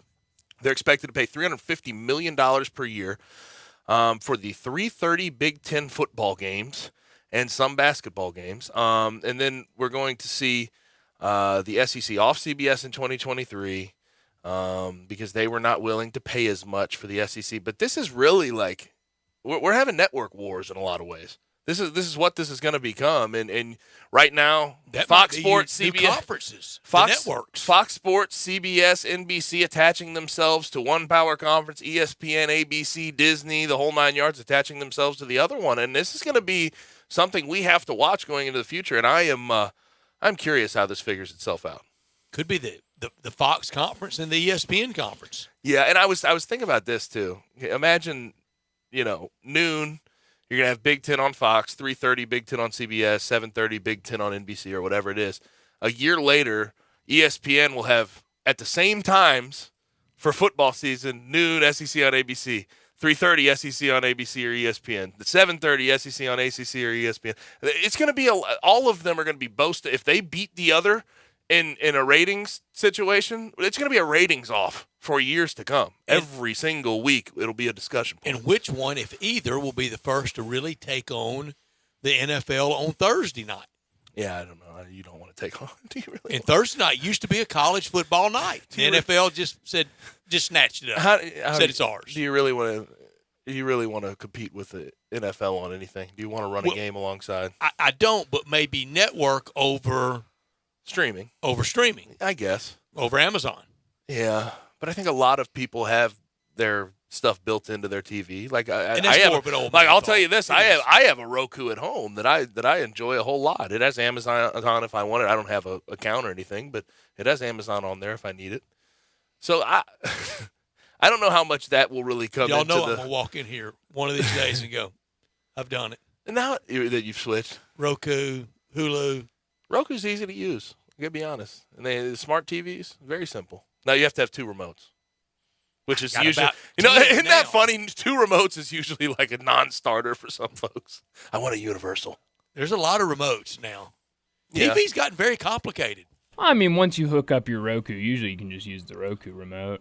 If that's all. No. But if you have Roku and cable and you're going back and don't forth. do that. That's Brian, a terrible I can't idea. get it on. I can't yeah, get it no, on that's ESPN. a terrible idea. I say if you're gonna go Roku, do everything streaming. That's the way to go. Well, I will. So I'm doing it wrong then, huh? You're doing it completely wrong. Dude. Okay. This is my last year of MLB extra innings, Brian. Why? Just because I'm not justifying it enough. Oh, I see. I watch a lot, but I don't think enough. And there are plenty. How of many games do you get to a night? Just one? No, not even one. Some night. No, what do you call it? I mean, a little bit going here back and there. And forth, yeah. If you're going back and forth to different games, you're getting what you need. Oh, I have it on 720 on Direct, where there's 8 games up there. Oh, love that. Oh, love that. I'm going from that to the Cardinals switchback kind of all night. You get plenty out of it then. Sounds like. And I will watch large chunks of other games quite a bit. Maybe I should reconsider. But I long since quit getting the NFL Sunday ticket. I haven't gotten it in a while. But yeah, I do cable and Roku. You got a problem with Hadn't it? had League Pass in a while. Do whatever you want. I'm just saying it's much easier to do it all streaming. Okay. So what? Well, but then real quick before we get back to this sidebar completely. What streaming do you use then Direct for like TV stream. cable? Direct TV stream. Really? Mm-hmm. Oh. It's great. It's fantastic. Okay. But then you're basically buying a cable package still. Yeah, but it's cheaper than. But it's on your cable. Roku. Exactly, and so it's everything's on Okay. one. Turn on your TV. It's your Roku menu. You go. I've to heard your app. YouTube TV's not YouTube terrible. TV's not bad. What do you think you're spending a month for TV? Oh, I don't know. I mean, it's certainly less than you'd pay for cable. I'm not sure how much DirecTV is. I know, like, YouTube TV's like about $60 a month. All right, what do you think is a crazy amount for someone to spend a month for TV? Oh, I have no idea. I'm a child. I have no idea.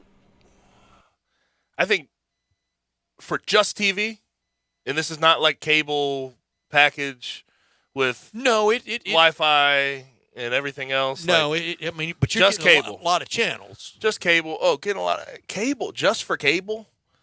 Gosh, I probably am not perfect on this, but if you're spending $200 plus on just cable, that's unreasonable. A lot of money.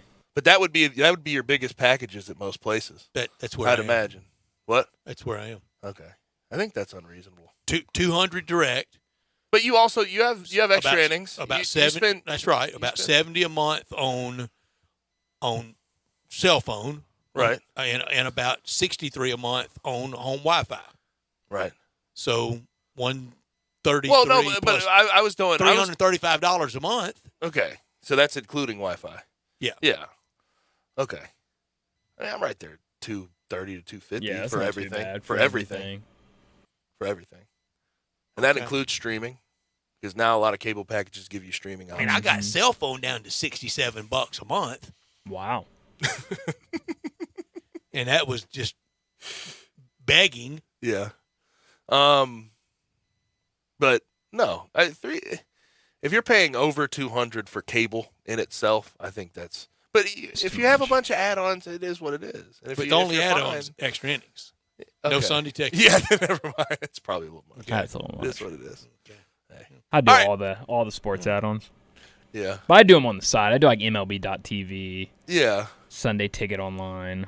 Yeah. Stuff like that. The quick, easy, the easier streaming. Like stuff. $25 a Y'all month. see type me thing. missing meals, you'll know why. that MLB extra innings is getting me. Keep my TV on.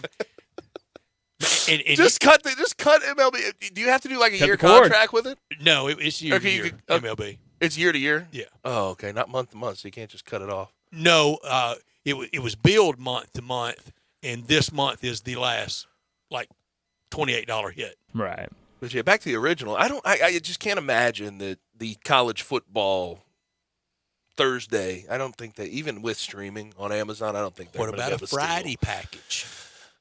Big Ten Friday night game That could of the be week, that could be nice. That could be nice. which I hate because it wouldn't I be don't- game of the week. It I would don't be want college it would football be, hurt or high school football hurt. It wouldn't be game of the week though. That would be more like Maryland. But they do that. Yeah. AAC has It games used to like that. UCF Sun Memphis Belt. last Yeah. year was on a Friday. Yeah, Maybe that's that was the it. year before. I don't want anything harming high school football. I can't wait till next Thursday night to go to high school football on Thursday, high school football on Friday. Mm-hmm.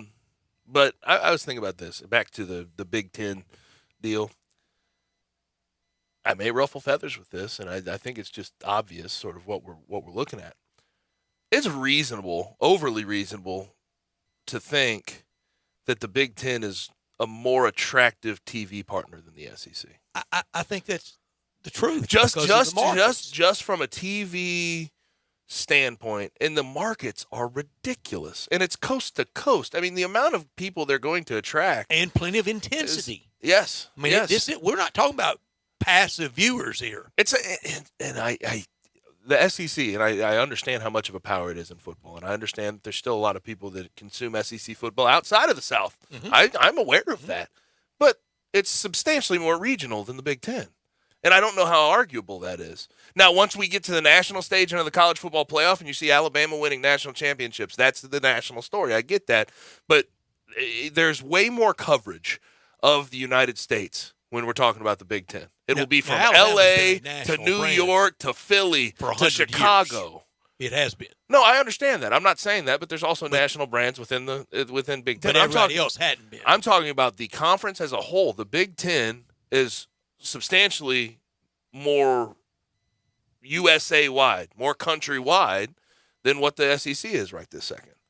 Coach Paul Bear Bryant was so smart on so many fronts. He through friends, most notably the Yankees announcer Mel Allen, who was an Alabama grad, got Coach Bryant connected with powerful broadcasting business interest in New York City, mid to late 60s into the 70s. And any chance he got an opportunity to go to New York and wine and dine them, he would, wanting to make that a national brand and to try to get loose from some of the stereotype of the George Wallace segregationist era.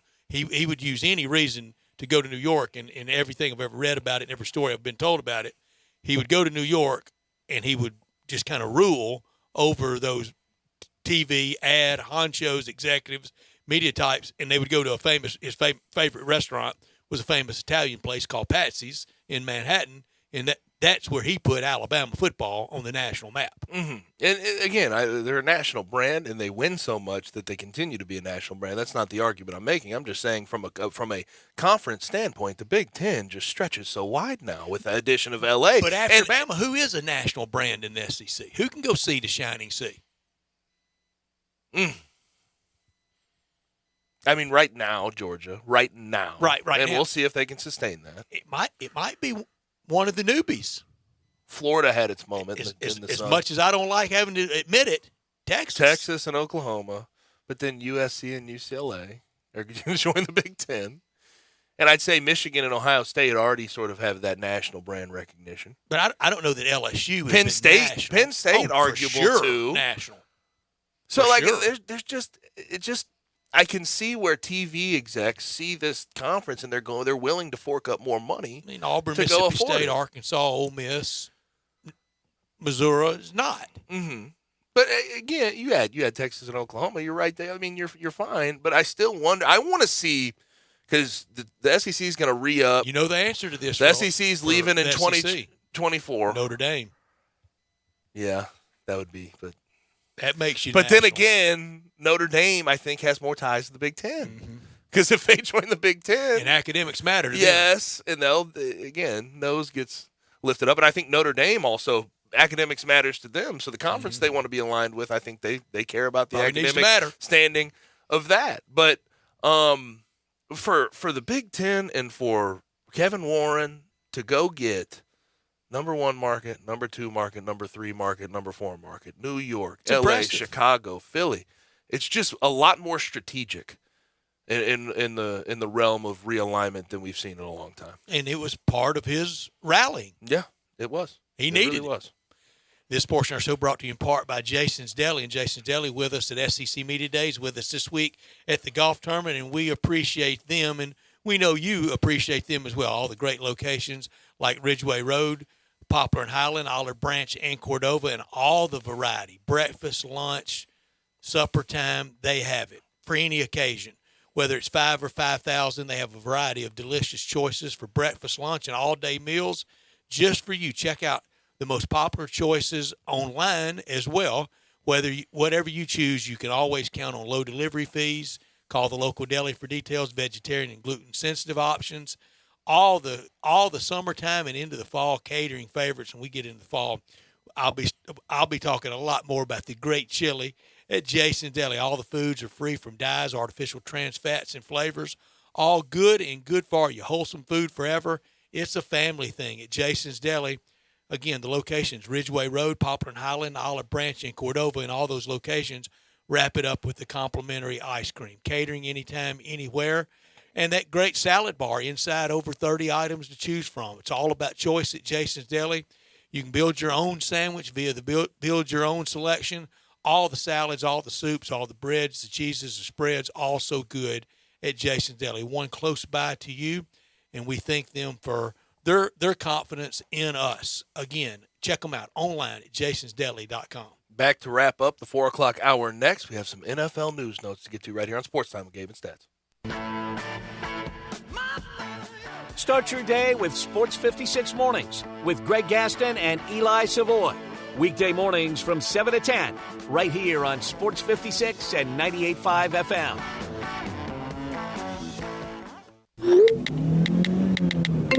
Like, I don't know. Can you just pick something and order? Yeah, but anyway, where are you at? You don't... It only takes 2 seconds of distracted driving to become a statistic. You can lose your driving privileges, your vehicle, face jail time, or even lose or take a life. Slow down, Memphis. The life you save may be your own. Brought to you by the Memphis Police Department, Traffic Operations. Back to school shopping on a budget? Then Kohl's is the place to go. With the extra 20% off, I got my kids activewear for under $9 and jeans for $14.39. Plus, I found 2 for $20 character tees and got $10 off as a Kohl's Rewards member. More style and more savings? Check and check. Select styles, 20% offer ends August 14th. Some exclusions apply. See store or Kohls.com for details. Visit Frontier Western Store today for new shirts and boots. Frontier is your top Carhartt store in the Mid-South. There's thousands of in-stock shirts and jeans. They have the classic K87 pocket tee in every color they make, including new ones just released. Available small to 4X. Want new jeans? Frontier has you covered with super tough work denim by Carhartt. And you've got to check out their selection of Ariat jeans for men, women, and children. You'll love how easy it is to find the size and style you need. Have you seen Frontier's remodeled world-famous boot showroom? It continues to expand. New styles by Ariat just arrived, plus plenty of in-stock proven classics too. Whether you need work or dress boots, trust that Frontier's the place to come. See thousands of pairs of Ariat boots and thousands more by Dan Post, Corral, Durango, Rocky, Twisted X, and others. And Frontier's pricing is lower than online and chain stores, so you know just the local shop to visit. Frontier Western Store, 5880 Goodman Road in Olive Branch, and on the web at frontierwesternstore.com. Locally owned and operated since 1967. The best golfers on the PGA Tour are coming to Memphis to kick off the FedEx Cup playoffs at the FedEx St. Jude Championship. Sports 56 and 98.5 FM will be broadcasting live at TPC Southwind throughout the day, Wednesday through Friday of tournament week, keeping you up to date with the latest tournament news. Our coverage from TPC Southwind on Sports 56 and 98.5 FM is brought to you by Landers Ford and First National Bank of Eastern Arkansas. It's also sponsored by Golf Sticks, Bardenstone, Lucchese's, and Mid-South Hobbies. Now, back to Sports Time on Sports 56 and 98.5 FM. This hour is brought to you by the Big Green Egg. Oh, nothing but the best. Here once again are Gabe Kuhn and Brett Norsworthy.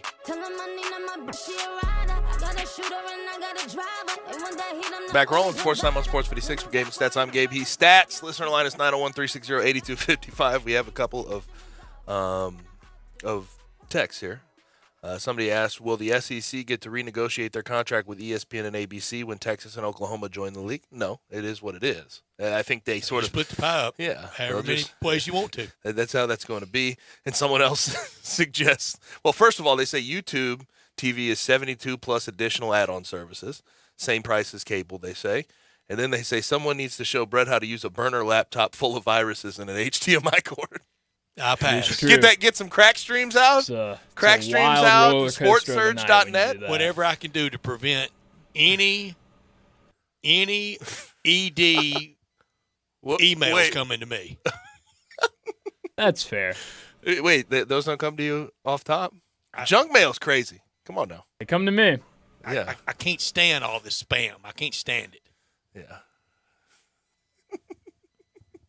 They try to sell you the off-brand blue pills in your junk mail? Is that what you're talking about? I'm just hitting delete. Nice. Never open it. I mentioned off the top of the show, Hard Knocks starts tonight. Lions season premiere tonight at 9 Central Time. That should be a fun one. Now, the big news today in the NFL, and I think Drew Hill, when we were talking to him, mentioned a little bit of it and briefly with his Bears. But his Bears, just day after day, and we talked about it yesterday with N'Keal Harry getting hurt. They have no real direction. But today, Roquan Smith, their star, all-pro big-time linebacker, has asked for a trade. And he says that the new front office doesn't value him. He put a note out on Twitter and on social media saying this. He says they have a take-it-or-leave-it attitude, And then he went on to say that they're trying to take advantage of him. And he's been the Bears' leading tackler, and I literally mean this. And he missed some games within his rookie year. But he's been the Bears' leading tackler since coming out of Georgia in 2018. What is his grievance? How is he being taken advantage of? They're not paying him at the top of the market, which he should be getting. Right. When did he sign? He's still on his rookie deal. So Okay. he's 4 years in with his fifth-year option going to be exercised this year. Raquan, you need to call and be mad at your agent. Well, the agent can only do so much. If the Bears aren't willing to pay him good money as a linebacker, the Bears aren't willing to pay him good money as a linebacker. But they agreed to it and signed. I mean, you play it out. And if the team doesn't get any more protection than this, what's the CBA and the contracts even mean? Well, hold up. This is a fifth-year option that they get to bring out, which I think a lot of people Very think is team-friendly. ridiculous. It's very team-friendly. It's ridiculous. They agree. But this is when stars get paid. Now, with him, his base salary is going to be, I'd have to go exactly check, but it's probably in the multi-million-dollar range for his fifth-year option. Right. Maybe my quibble. But my quibble is the verbiage that he is being taken advantage of. I have trouble with that. I mean, you're grown. You signed it with legal representation. Well, but it's you play it out. But okay, but in the end of the day, when you get drafted, you are forced into a certain amount of money off top. Now he's owed a base salary of $9.7 million. If he doesn't, the players. But here's the other.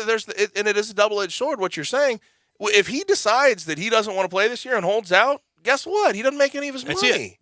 So that's what'll happen. I sort of reject the thought that the Bears should absolutely get his service time no matter what, because they need to show him, after all of the service he's put in, he had 163 tackles. He's been an all-pro. Mm-hmm. You haven't surrounded him or anybody else on that team with good coaching, good players, good anything. I don't think that he should be at the mercy of them in regards to, I have to play this year. I'm not going to make this type of money. I think he should be able to get that money with what he's done. When you draft a guy, this is the last thing I'll say. When you draft a guy, all you're saying is, hey, I want him to at least live up to these expectations. Number 8 overall pick, I want him to live up. He's not lived up to them. He's exceeded those expectations, and he's earned his right to a fair, honest negotiation and market for his services. And we'll get it at the next contract. Yes, he will. From somebody, even if it's not the Bears. I agree. He's not been surrounded with anything. He has been misused on that. Mm-hmm. But him playing that well, that was his job. It was, but again, if you exceed expectations, if you do above and beyond in all of these, if you become an all-pro linebacker for the Bears, you would think, okay, maybe they want to keep you around and keep your services and give you some love on your next contract, and they're not doing that. They're not willing to have that conversation. And that's with him. been the Bears historically. And let's flash back to yesterday. Remember what I said about the Bears having no direction? Another example. They don't want to keep around a guy that they have grown there into what they want. I think right now the Bears are sweating where the new stadium is going to be more than they are players in it. I think so, too. They're not wanting to spend money. The McCaskies are very clear about this. Dome's coming to Chicago. Can you believe that? Where? Soldier Field or out at Arlington Heights. Heights. Alex, by the way, just got a new job there. He's going to be the producer there for the Bears. We'll talk to him about that. Yeah, that should be a fun one. But it's sad to me when I see guys do what Roquan Smith's been able to do, and they still get spurned by that first team. That's why I've always said when it comes to CBA negotiations, and it never will come because I think the owners know their product and they know they can take advantage of these guys. And the players aren't that worried about the young guys. Yes. So it'll never fix itself, but 4 year with a fifth-year option is too long for a rookie contract. It is. Because you hook these guys into these deals. But is it worth striking over? If you hook these guys into these deals that they're getting the crap end of the stick with. They are. And he says they're taking advantage of me. I think more so of taking advantage of you, they're taking advantage of the system that they've built. I agree with that. That's I think that's where you're coming from too. I don't think it's him. I think it's them. Yes. And that is what it is. Take that up with your player rep. Now, also, while we have, I don't even know he might be the player rep. I don't know. They also, seeing these two stories side by side, Roquan Smith not getting paid money because the McCaskies and the higher ups of the Bears don't want to spend money. Wow.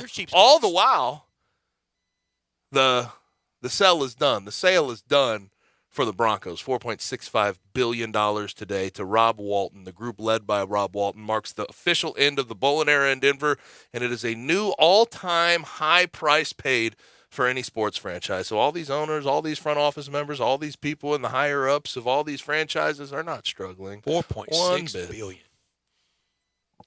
It's crazy. And that's loose pockets change to them. It's us owning our fantasy football team. $4.65 billion. Hey, that's a tough number to wrap your head around. And the Walton family, some function of it, the kings of Denver sport. Mm-hmm. Yes. Nuggets, Avalanche, they got everything but the Rockies. The damn Avs beating my Blues, and it's I that don't it's know that how well Kroenke they all guy. get along, but It's that Kroenke guy too. That's rough. Still rough. why would they be mad at each other? Everybody did pretty good. They're doing all right. Sam and Bud You're telling me made life great for all of Are them. you telling me the Waltons, the Walmart the heirs are doing well for themselves? No way. I can't believe it. This is a conundrum. Just stock dividend after dividend. Good Lord. I can't get over that. Also, by the way, last little thing on the NFL before we get to Bo Marchand on the other side. One of my favorite offensive tackles coming out of the 2019 draft, Mekhi Becton from Louisville. He has gotten hurt again for the Jets. It's just been rough for him. Hurt his knee. Looks like he chipped a bone at his knee. Robert Saleh says his season may be completely over. That's just been tough luck for him. And also, I get nervous about a guy like him, 6'8", how big he is. Another rehab assignment. It's going to be hard for him to stay in Just shape. so many times you can do it. And hard for him to stay in shape. That's a guy who could get to 400 pounds relatively easily if he doesn't pay attention. Now, let me tell you about Humdingers before we get to hour number 3, because you need to go take advantage of their deal tonight. It's Taco Tuesday. Get over to Poplar at Massey's, 6300 Poplar Avenue, Suite 101, and take advantage of Taco Tuesday. Fish, shrimp, and chicken tacos for $2 a piece.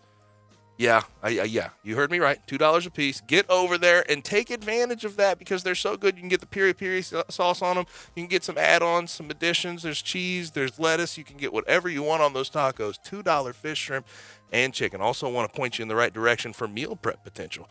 Fit Fresh Meal Prep, they do it. You call this number, 901-260-8292, and they will take care of that for you. They have corporate catering with a healthy approach. You have something going on around the office that you want to take care of.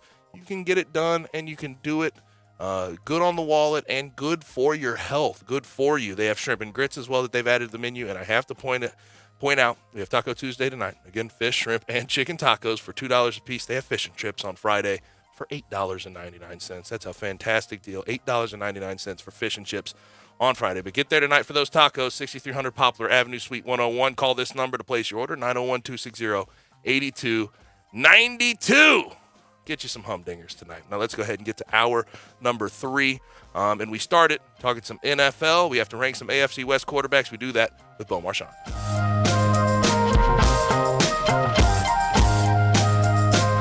First National Bank and Trust, with its roots in eastern Arkansas as a division of First National Bank of Eastern Arkansas, now firmly in West Tennessee.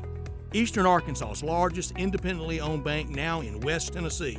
First National Bank and Trust, with offices at 775 Ridge Lake Boulevard, 901-498-5763, and in Collierville. First National Bank and Trust focuses on their clients in the Mid-South with all their banking needs: personal banking, business banking, and online banking, and the mobile app. Courage and confidence has been displayed by First National Bank and Trust officers throughout its history. In good times and in challenging times, First National Bank and Trust has been recognized as one of the most progressive banking institutions in the country. Commercial, residential, recreational, customers depend on First National Bank and Trust because they know real estate. 901-498-5763, and contact Brooks Winchester or any member of the First National Bank and Trust team. You know what a booster shot can be like? Charging a cell phone. Just like a cell phone charger helps restore your battery, a booster is given after a primary series vaccination to enhance or restore protection against COVID-19, which wanes over time. Boosters are recommended for people 5 years and older. Schedule a booster appointment as soon as eligible. You can even make the appointment on your phone, as long as it's charged. Sponsored by Pfizer and BioNTech. Did you know nearly 40% of men under 40 and over 75% of men over the age of 40 experience sexual performance concerns? At the Memphis Men's Clinic, their experienced physician performs a comprehensive evaluation that determines which specific issues may interfere with your sexual performance. These issues can vary and range from anxiety to medical issues, low testosterone, or erectile dysfunction. The Memphis Men's Clinic has evaluated hundreds of men of all ages over the years and reestablished a normal sexual life. The Memphis Men's Clinic will work aggressively to resolve issues and allow you to restore your sexual health and overall well-being. That's the Memphis way. If you're 20 years old or 90 years old, come and get cared for the Memphis way. Treatment that's based on your specific needs after a professional clinical evaluation by their experienced board-certified physician. Call the Memphis Men's Clinic today at 901-443-0475 or visit memphismensclinic.com. Back to school shopping on a budget? Then Kohl's is the place to go. With the extra 20% off, I got my kids activewear for under $9 and jeans for $14.39. Plus, I found 2 for $20 character tees and got $10 off as a Kohl's Rewards member. More style and more savings? Check and check. Select styles, 20% offer ends August 14th. Some exclusions apply. See store or Kohl's.com for details. Nestled in the heart of East Memphis, located corner of Park and Cherry, is a beautiful residential neighborhood. I'm here at Town Village Audubon Park interviewing a new resident, Carolyn. Share with us why you chose Town Village. Well, if your parents or special friends need to make that big move, let me share with you my experience. It was tough for me to leave home, but then I discovered Town Village. I would like to highly recommend Town Village to you and your loved ones. After looking at all the amenities and meeting all the people and staff, I was hooked. From restaurant, bistro, 3 meals per day, housekeeping, transportation, security, health care, physical therapy, exercise room, and even a heated pool and spa. Come see us and make your new home at Town Village. Visit us and call Daniel at Town Village Audubon Park at 901-374-7342. There's no place like home, Town Village. Hey Mid-South, the end of summer is almost here. Kids are getting ready for the new school year, but I'll be left behind unless I get my rear in gear. Colin Johnston here from DeSoto Auto Sales, and I need your old ride. So if you bring your keys in, I'll help you end the season on a high note. You could get up to $4,000 more than Kelley Blue Book value for your old ride. So don't spend another minute in a car you hate. Trade up when you trade it in today. Even if you've had credit problems in the past, my For the People credit approval process works. So if driving your current car is getting old, bring your keys in and you could get the deal of the season. Up to $4,000 more than Kelley Blue Book value for your old ride. But hurry, offer ends at my end of season Keys In sales event. I'm Colin Johnston, your dealer for the people. See all the cars at DeSotoAutosales.com. That's DESOTO autosales.com. Credit requires bank approval. Negative equity may be refinanced. Trade-in condition determines actual trade allowance. Kelley Blue Book is a registered trademark of the Kelley Blue Book Company Incorporated, which is not affiliated with DeSoto Auto Sales. Offer absolutely ends on August 31st, 2022. We are Sports 56, WHBQ Memphis, and W253DF Memphis, Flynn Broadcasting Stations.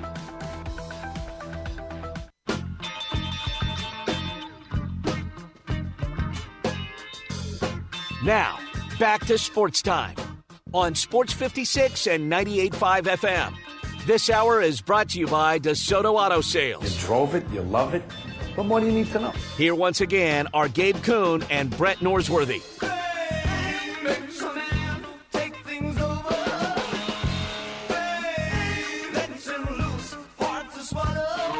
Third hour is here on Sports Time on Sports 56 with Gabe and Stats. I'm Gabe, he's Stats. Brian Dacus, of course, producing the program. And joining us is our man, Bo Marchant, at Bo Marchant on Twitter from collegepro.com and from Sports Illustrated. Bo, how's it going, man?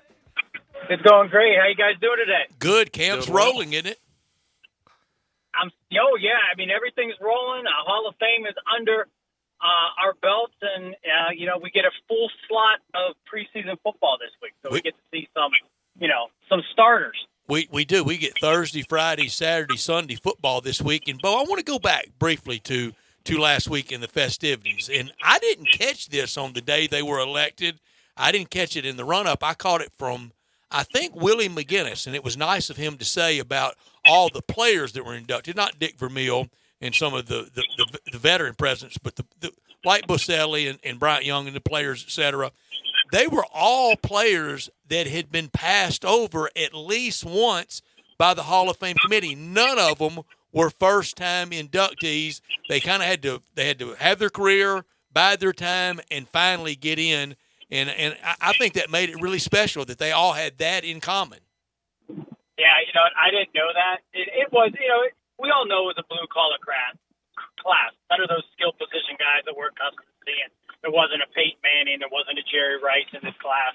The defensive linemen, your offensive linemen. And, at the end of the day, they all Hall of Famers. And, we can always debate who should be in, who should be out. But when you really take the body of work, for the most part, of everybody who's in the Hall, it's really argued that none of those guys are not deserving of the accolades of putting on that yellow coat. Mm-hmm. And in that game, a lot's being made out of Josh Jacobs playing, and like they're saying, oh, well, is he up for a trade? Are they trying to trade him? They don't want to pay him, yada, yada, yada. Josh McDaniels has tried to put that to bed. What do you think about that? Was that weird to you, or do you sort of believe Josh McDaniels' thoughts of, hey, we need to get some licks on this guy if we need to have him during the regular season? Running backs can't go a full preseason without taking some hits. Yeah, I wouldn't necessarily agree with Josh McDaniels' assessment of using Josh Jacobs. Even if you wanted to trade him, I even think put him in harm's way. I don't think there's anything he could do with 6 snaps in a preseason game that's going to make a team that wants Josh Jacobs, pull the trigger and say, right. Hey, we need this guy. I just think when you're sitting Derek Carr, you're sitting Devontae Adams, Darren Waller, I just think there's, it's a pride thing. They're like, all right, well, everybody else is going, they're sitting, why am I suiting up? So I think it's more or less I'm a veteran. I've been, part of this team. I have been the bell cow since you took me out of Alabama several years ago. Why am I the guy carrying the football? So more of a pride thing.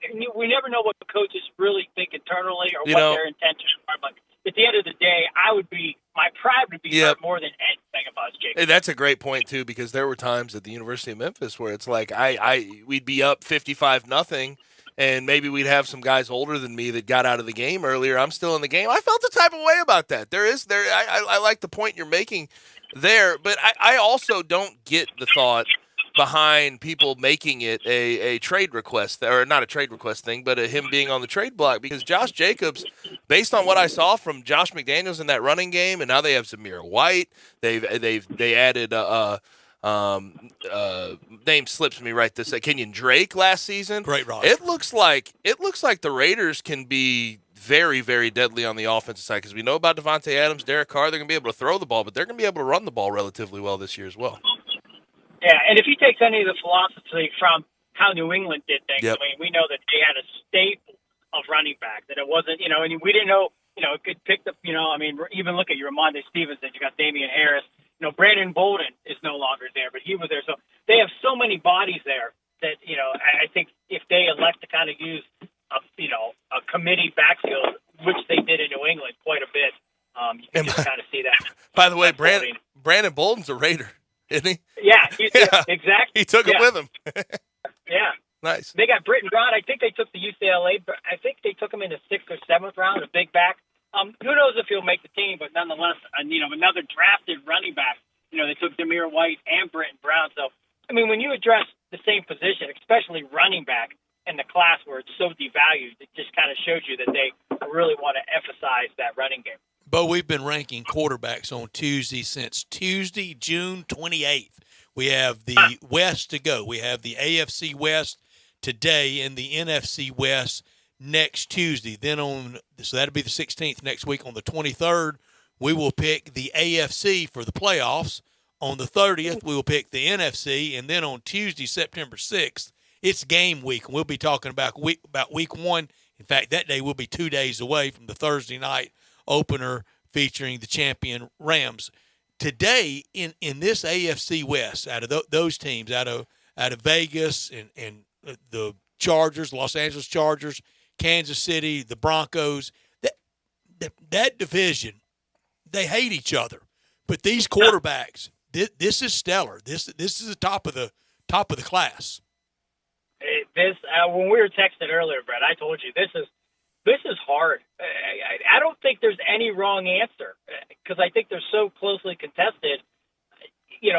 At the end of the day, if you said, hey, when we look back and say Russell Wilson was the best quarterback in the AFC West, I would not be shocked. Vice versa for the other three, Herbert, Mahomes, and Carr. I think all these guys have valid points on why they could be, in terms of numbers and wins, take their team the farthest out of that division. But it's a amazingly talented class, and whatever team ends up winning the AFC West, that they did it. They had to put up a lot of points, and they had to face six weeks. They had to face Herbert twice, Mahomes twice, Carr twice, or Russell Wilson twice. So that's, if you win, you really earned it. And a lot of different kind of weather. I mean, you can get really cold games in Kansas City and in Denver, and then you're going to have domes in Vegas and LA. I'm going to tell y'all now. I'm not going to tell you the team, but one of my AFC Super Bowl team is out of this division. Makes sense. Makes a whole lot of sense. I also look at this division, and we talk about quarterbacks all the time, and I get it. I understand who the guys are that are going to be manning those positions. But this is the pass catcher division, too. Darren Waller, Hunter Renfrow, Devontae Adams. You're going to have Jerry Jeudy, Cortland Sutton, Chiefs, Kelsey, Chargers, Keenan Allen, Mike Williams. Running back receivers. It's ridiculous. And I think that's sort of the underplayed value of this division because the quarterbacks are so unbelievable. Now, it's not a defense division, though. No, it's not. Or trenches, really. Not much for trench play. Yeah, it's going to be fun. They're going to be all talented teams. And like I said, Brett has a Super Bowl contender out of the AFC coming from that division, which I wouldn't be shocked if any of those teams. I've always believed in what the Broncos were doing. I think their defense is up to snuff. It's just that offense is always kind of, trailed behind them. Then you bring in Russell Wilson. I just like what they're doing there. We obviously know what the Chiefs are, the upside of what the Chargers have done, and then all the additions, same with the Las Vegas Raiders. So the division within itself is going to be a fun division. It's going to be a competitive division. And it's going to be one of those divisions where you're going to want to see them on prime time because you assume 9 times out of 10 you're going to see lots of points scored. Something I'm curious about, and we talked about it in the last segment. Roquan Smith, in light of this trade request from the Bears. Really, the Bears did nothing, didn't have any draft capital this year, didn't make any real additions to the team. And I understand this is Ryan Poles. This is his first year trying to take over. Matt Eberflus, first year taking over. It's almost as poor leadership as the Cubs have. Is it fair to really throw the statement out there? Because I've been saying, because it just looks like it. It just feels like it. They don't have any type of direction right this second. I understand maybe in a couple of years they have a bunch of dead money in their cap situation. They have to get through that.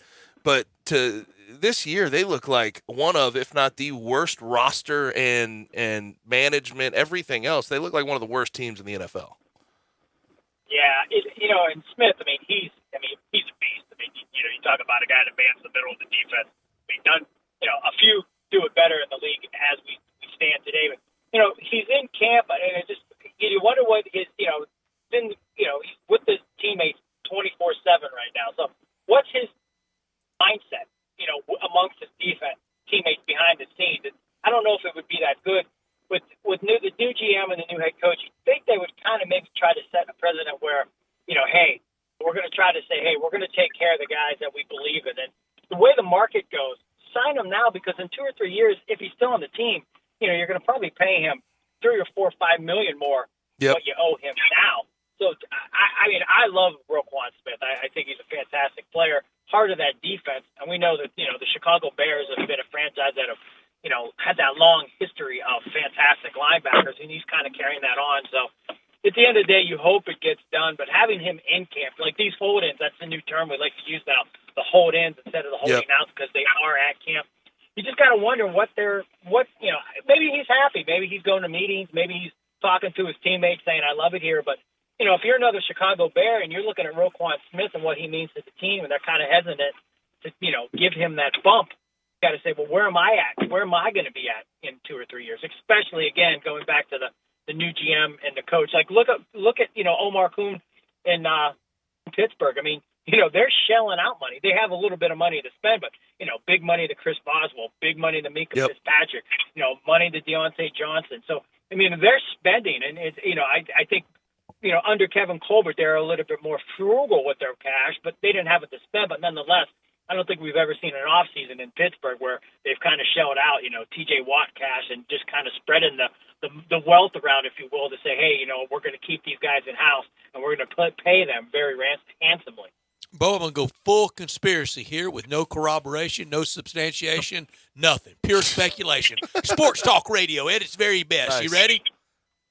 Oh, no. When I see Matt Rule, and I see Matt Rule in front of the assembled media covering the NFL, most particularly covering the Carolina Panthers, I don't see anybody I see as scared. I don't see anybody that concerned. I know he doesn't want to lose his job, but he doesn't look like a pressured person to me, and here's why I think it is.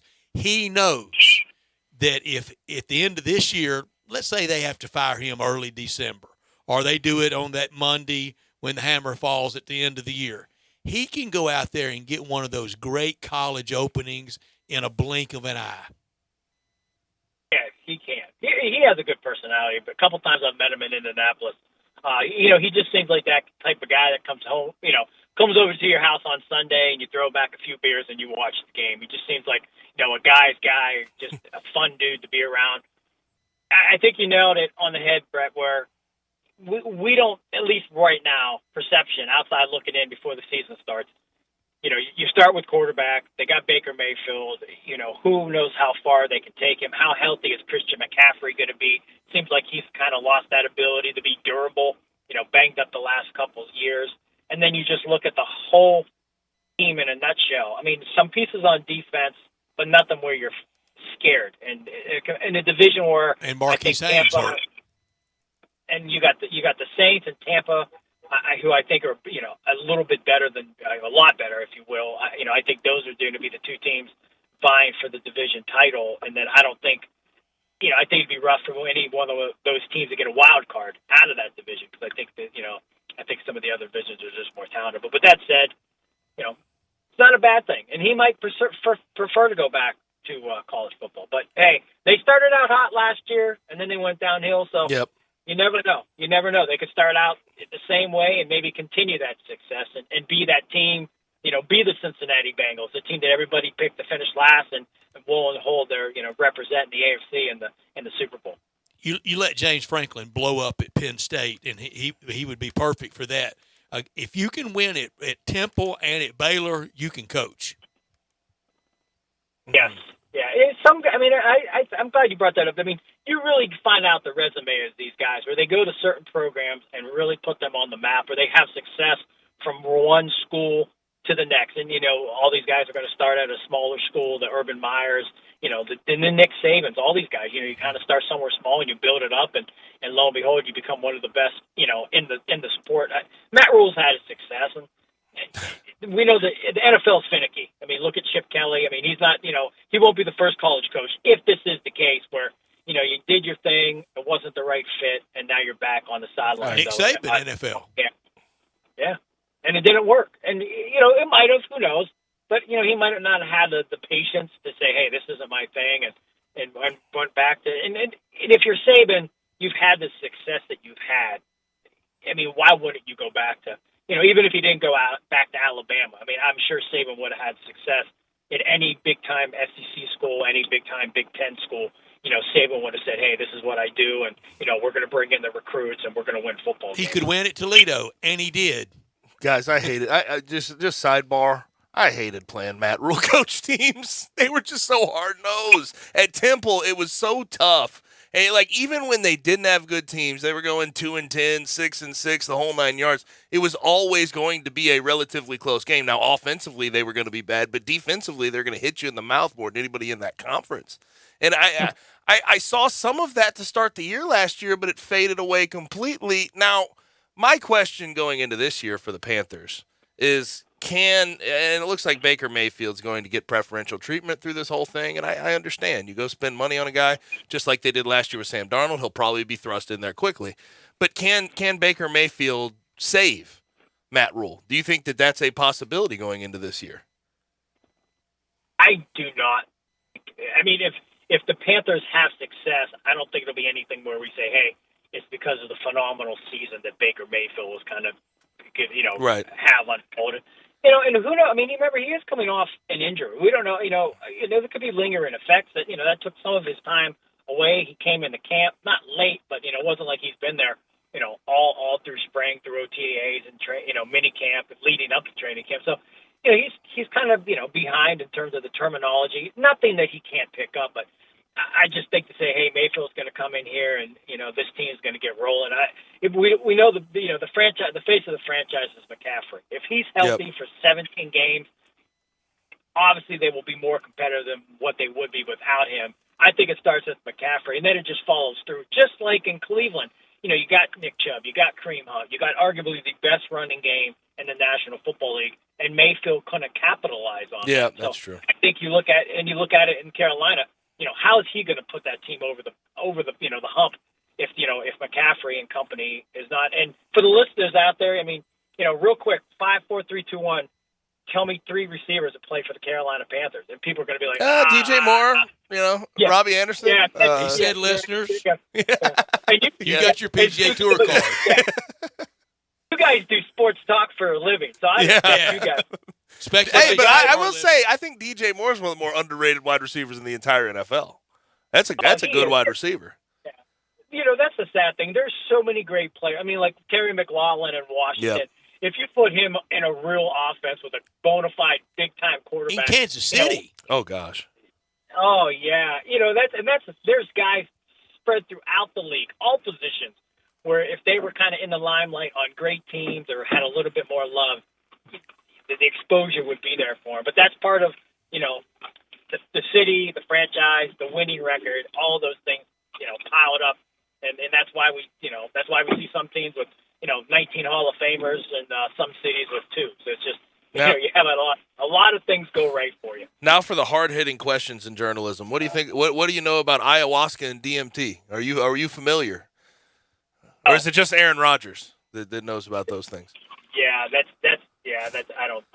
Listen, I drink Gatorade and Coca-Cola, and I probably couldn't afford. And Miller Lite. You drink Miller Lite, Bo. Yeah, Miller High Life, some Miller High Life, Gatorade, and the champagne of beers. Yeah, it is. What turns you on to Miller High Life, though? I think you've brought that up before. Is it just Eastern Ohio, man? Really? Is that? But not too long. Well, I mean, it might have been a while ago, but I mean, me and my wife went to a local bar, and we walked in, and they had the bar. They had all the beer in the glass window of the fridge, and I looked at that bottle, and I go, "Wow, that just looks like a very it does. It does. You see right through it. It's got a good light tone, golden tone on it. Very bubbly. I see what you're saying. I don't want to toot my own horn, but I think in the city that I live in, Miller High Life consumption is probably up 90% than any other area around where we live. That's due to me and all my friends and our love for the High Life stuff. Rock on. All right, let's rank these AFC West quarterbacks. Should we make Bryant go first? I think we should. Oh, we make our guests go first. Well, we gotta make you go first. Tough. All right, we'll make the guests go first. Bo, fire away. All right. I got to ask, just because these guys are so good, are we going on just the quarterback who we think, or it doesn't matter about whatever you want it to be? However you want it to be. It can be meritorious service. I did 2022, but predictive for this year. It can be whatever you want it to be. Or you can make like 5 different lists and roll through all of them, all in different orders. Yeah. Well, I'm gonna go Justin Herbert 1, Mahomes 2, Wilson 3, and Carr 4. Oh, I love it. I am a big Justin Herbert guy. I was an apologist when he came out of Oregon because he didn't really put that good a film out there. But I couldn't even put him over Patrick Mahomes. I'll go mine next. Patrick Mahomes, Justin Herbert. Then I went Russell Wilson, and as much as I like Derek Carr, I had to put him dead last. And I think that Derek Carr, though, this year, from a statistic and win standpoint, I think he does have a chance to leap Russell Wilson going into next year, just because Devontae Adams is one of the best wide receivers he's ever had in his corner. And obviously he had him in college, but obviously in the NFL hadn't had anybody like that. Bryant? I went Mahomes 1, Wilson 2, Herbert 3, and Carr 4. Whoa. Herbert 3. This is well, something- you know, just blasphemy. You look at the history that you have with Wilson. I went Patrick Mahomes won that Super Bowl. It matters. A Super Bowl loss, it matters. Those AFC Championship games, they matter too. That hose, Justin Herbert, that arm, what he can do, and the silly people that said he was doing it the COVID year just because it was empty stadiums. Well, he came back to full stadiums last year, and he did it then as well. 3, Derek Carr. 4 for me, Russell Wilson. Yeah, I was close to Russell Wilson. The one thing And with remember, I have Herbert, a Super Bowl appearance team out of one of these 4. for better or worse though, with Herbert, I have to say, if the Chargers are not successful and they don't win this year, that's going to be lingering on the narrative around his. It career. falls to him. It'll fall to him and Brandon Staley, but it'll fall to him too. He's the quarterback. I think Staley catches more this year. I think there's potential for that, Especially if he goes goofy. But again, look at the defense. Look at what they've added on that team this offseason. They've spent a whole bunch of money when historically the Chargers haven't. I think that falls on Herbert's shoulders to a certain extent as well. I think I like the upside of Los Angeles with the Chargers this year and Herbert. Tyreek Hill going to Miami, that was the centerpiece of that offense. I just look at what these teams, and again, what we said if it went vice versa, if my ranking went Carr, Wilson, Mahomes, Herbert, I wouldn't be shocked because I think they're all going to be fantastic. I mean, you're talking about 1A, 1B, 1C, 1. I mean, it's not like some of these divisions where I could live with any of them as my guy. Yes. Yeah. 100%. You got 2 quarterbacks that have won Super Bowls, 2 quarterbacks that have lost Super Bowls, and a couple other quarterbacks who are eager to make it to the first Super Bowl. Good point. Yeah, no question about it. Bo, always appreciate it, man. Thanks for joining us. Thank you, Bo. Hope we can catch up next week. I know you're traveling, but we hope we can catch up. Yep, I just want to make sure, as long as I got a signal, Brett, we will be on live next Tuesday. You got it. Yes, sir. We appreciate Sounds it. Thank you, Bo. Be safe. Thank you. Stay safe, gentlemen. You got it. Bo Marchant talking NFL with us every single week of the year. Number one sport in the country. It requires every week coverage, and we've had it. Now we're down to the good stuff. This hour of our show brought to you every day by DeSoto Auto Sales, online at DeSotoAutoSales.com at 5704 Goodman Road, 662-890-7184. They are very, very proud to serve DeSoto County and the surrounding area and serve us well. They have very high standards. All the cars test-driven, thoroughly examined, checked out bumper to bumper, head to toe, unlimited inventory. Every make, every model. If it's not on the lot, they'll find that special car just for you. Everything in the car business starting to loosen up, even in trying times. DeSoto Auto Sales, they were there. No shortcuts whatsoever. They will treat you like family by kind, courteous employees, laid-back atmosphere, down-home environment, and they care about your time and want you to enjoy the ultimate car experience. They know we live in a world today that time really matters. Find the car you want, test drive that car, paperwork completed, credit approved, everything done. You're out of there in 45 minutes or less. It's a guarantee at DeSoto Auto Sales. You can do it over your busy lunch hour or like right now in time right after work. It's that simple. Visit them online at DeSotoAutoSales.com and check out the referrals and look at the beautiful cars. 662-890-7184 or come on down to DeSoto County to DeSoto Auto Sales for that town and country experience. We have a little bit of news out of Tigers fall camp. There will be a D lineman headed to the transfer portal. Also, SMU doing some really good things on the NIL front. And looks like Cam Smith has officially gone to his presser at TPC Southwind. We'll talk about all that when we come back. Sports Time with Gabe and Stats. Be sure to follow us at Sports56 WHBQ on Twitter, Facebook, Instagram, and YouTube to watch live video of our shows. Stay up to date with station events and have chances to win prizes. Don't miss out on anything that's going on. Follow us at Sports56 WHBQ.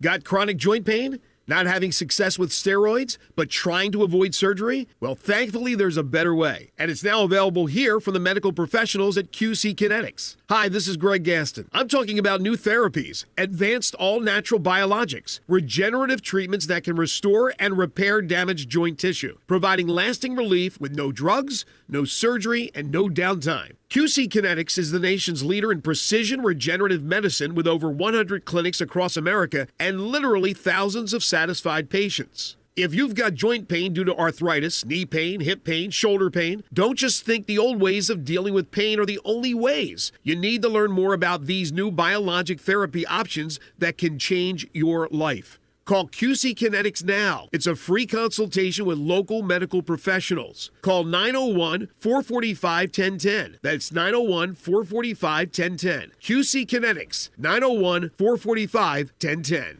We all need that great snack on the course, at home, or on the go.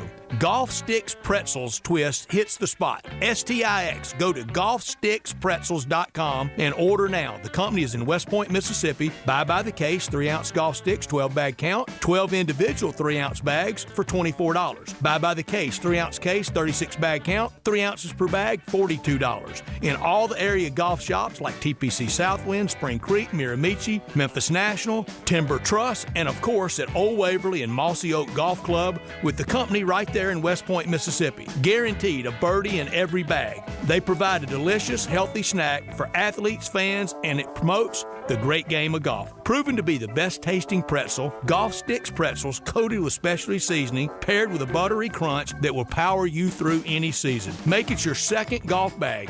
GolfSticksPretzels.com, STIX, a birdie in every bag. GolfSticksPretzels.com. How do you grow your business without spending more on credit card fees? Call Blake Jones, your local Mid-South Advanced Merchant Services representative. He works with your business to help it grow instantly. Small business owners already have enough cost. Let Blake Jones help you lower your credit card processing cost risk-free. Absolutely no cost to you, the small business owner. Call 662-408-9324. That's 662-408-9324. Call Blake Jones today and start saving money tomorrow. The summer clearance sale is happening now at Family Leisure. You can get up to $2,000 off on a swimming pool. Yes, you heard me. $2,000 off on swimming pools. Get it installed in 2022. You'll be ready for summer 2023. Plus, if you are more of a do-it-yourselfer, Family Leisure has specials that are just too good to pass up, with free ladder upgrades and a whole season worth of chemicals. No one else can offer that kind of deal. Looking for patio furniture? In-stock sets are up to 30% off. Play gyms and trampolines, you can get up to $1,000 off with free installation. We don't know how long these hot temperatures will last, but we do know these prices will not.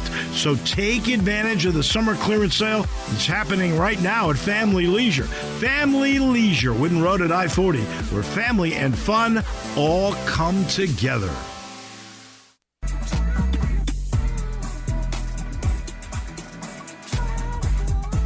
Now, back to Sports Time on Sports 56 and 98.5 FM. This hour is brought to you by DeSoto Auto Sales. This is a damn fine automobile, if you want my honest opinion. Here once again are Gabe Kuhn and Brett Norsworthy.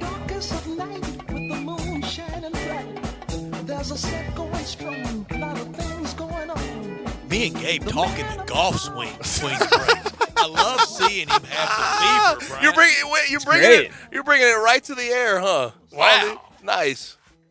Straight to the air. It's amazing.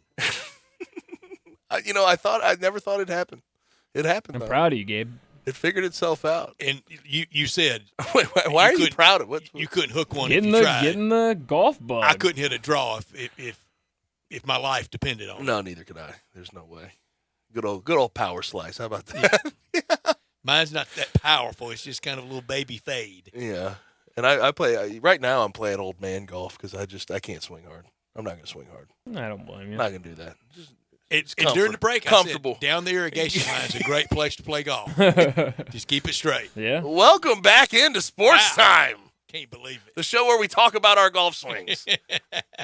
Now, I did say before we got to the break, I have a couple of notes on some AAC football. Tigers fall camp rolling along.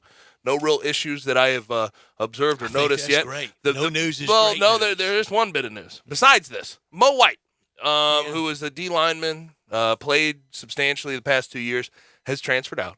Now, last year he had 12 tackles, 4.5 TFLs, and 3 sacks. And a lot of people look at it and they say, oh, well, in the grand scheme of things, it's tough to lose a guy like this. A guy transferring out who was a playmaker last year. This has happened a couple years now in a row with Ryan Silverfield, where you have the fall camp transfer. But the truth of the matter is, Mo White, it happens everywhere, yes. But Mo White, I think, if we're getting technical about the transition from a 3-down to a 4-down, Mo White fits substantially better in a 3-down. Running a 4-eye, not being a 5, not playing on the interior, he has to be that 4-eye and a 3 front. And I think with the addition that we've seen with Matt Barnes coming in as the DC, going to that 4-down front, it threw a loop in. And now you have guys like Cormonte Hamilton, Cameron Washington coming in from Sam Houston State. There's been additions there, and I just wonder, my question would be about Mo White, how much of a role was he going to play within the Matt Barnes system?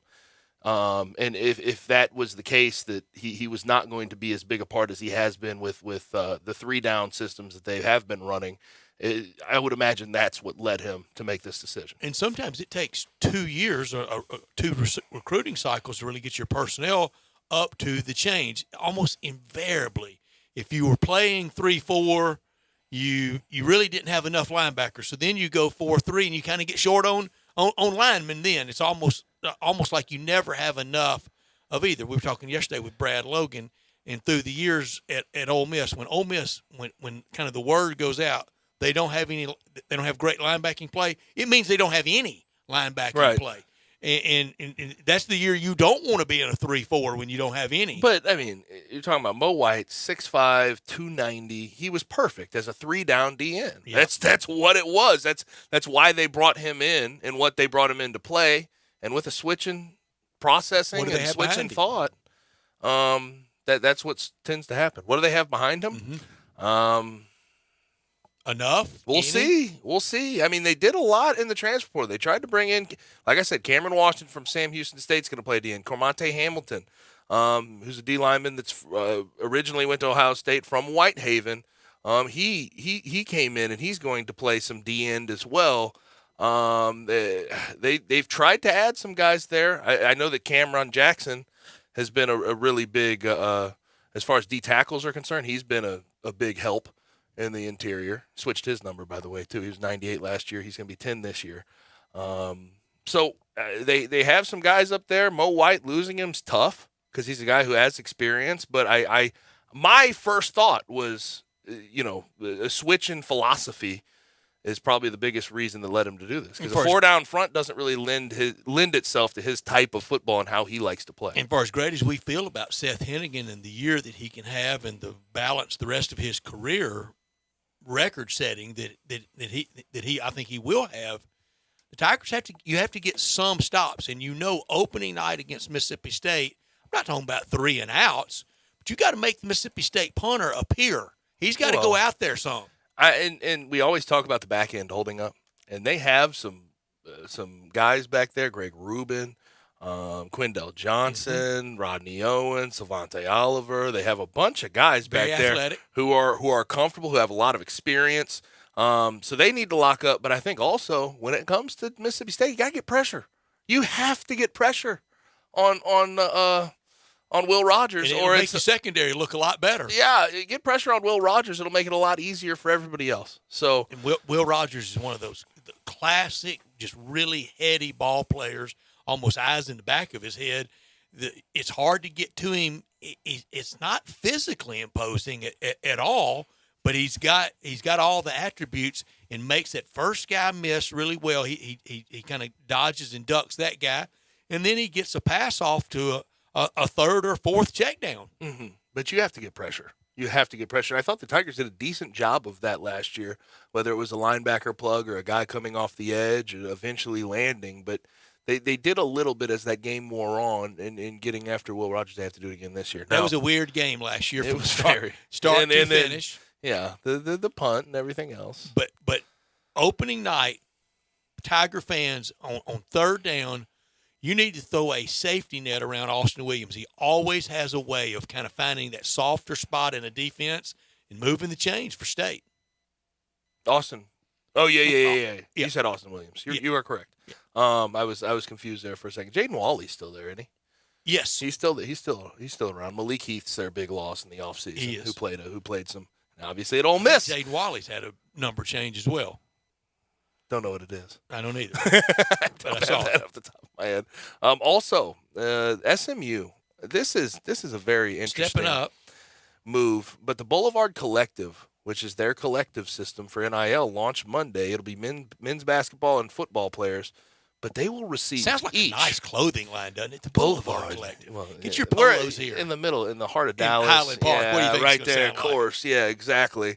But each Polo player, Central. I believe it's all scholarship players on basketball and football will receive $36,000 per year for a total payout of $3.5 million annually for NIL activity. And this is why, when I bring up expansion, conference expansion, realignment, I always bring up SMU because I think SMU is much closer to the Power 5 than folks think. Not only have they been there before, right, and obviously it wasn't Power 5 then, but they've been in a power conference. They've been a absolute power And they've in spent more college than football, $36,000 and the they've year spent before. money, yes. But the Dallas market, they have crazy money.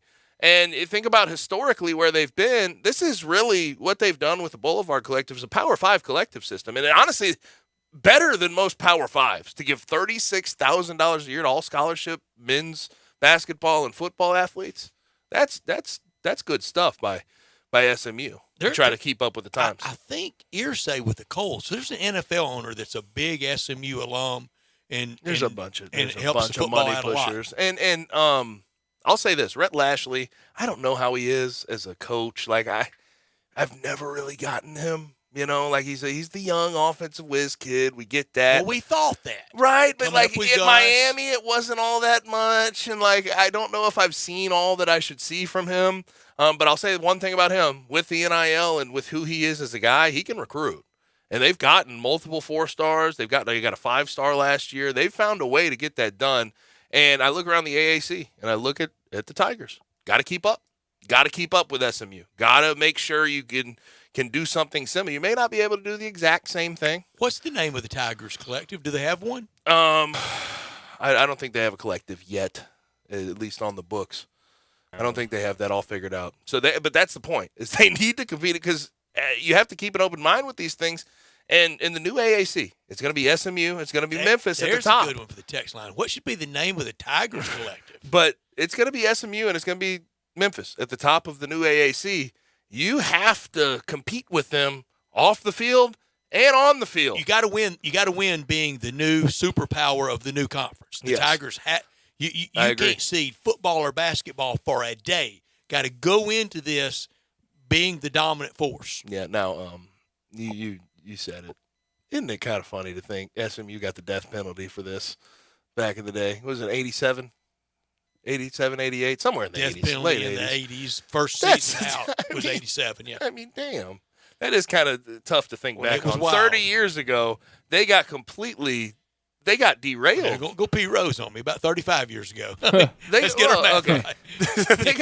they got derailed Yeah. by But it was the more death extreme penalty. than anything going on in NIL. Yeah. It was out there. But that's how they I signed understand that, but their collective thing. They said, like it or not, Pony Express 2.0 is here. that's what I'm trying to So, say. they're like, embracing it. Eric that's, Dickerson and Craig James, right? I'd feel the same way about it though. Marquise Pleasant.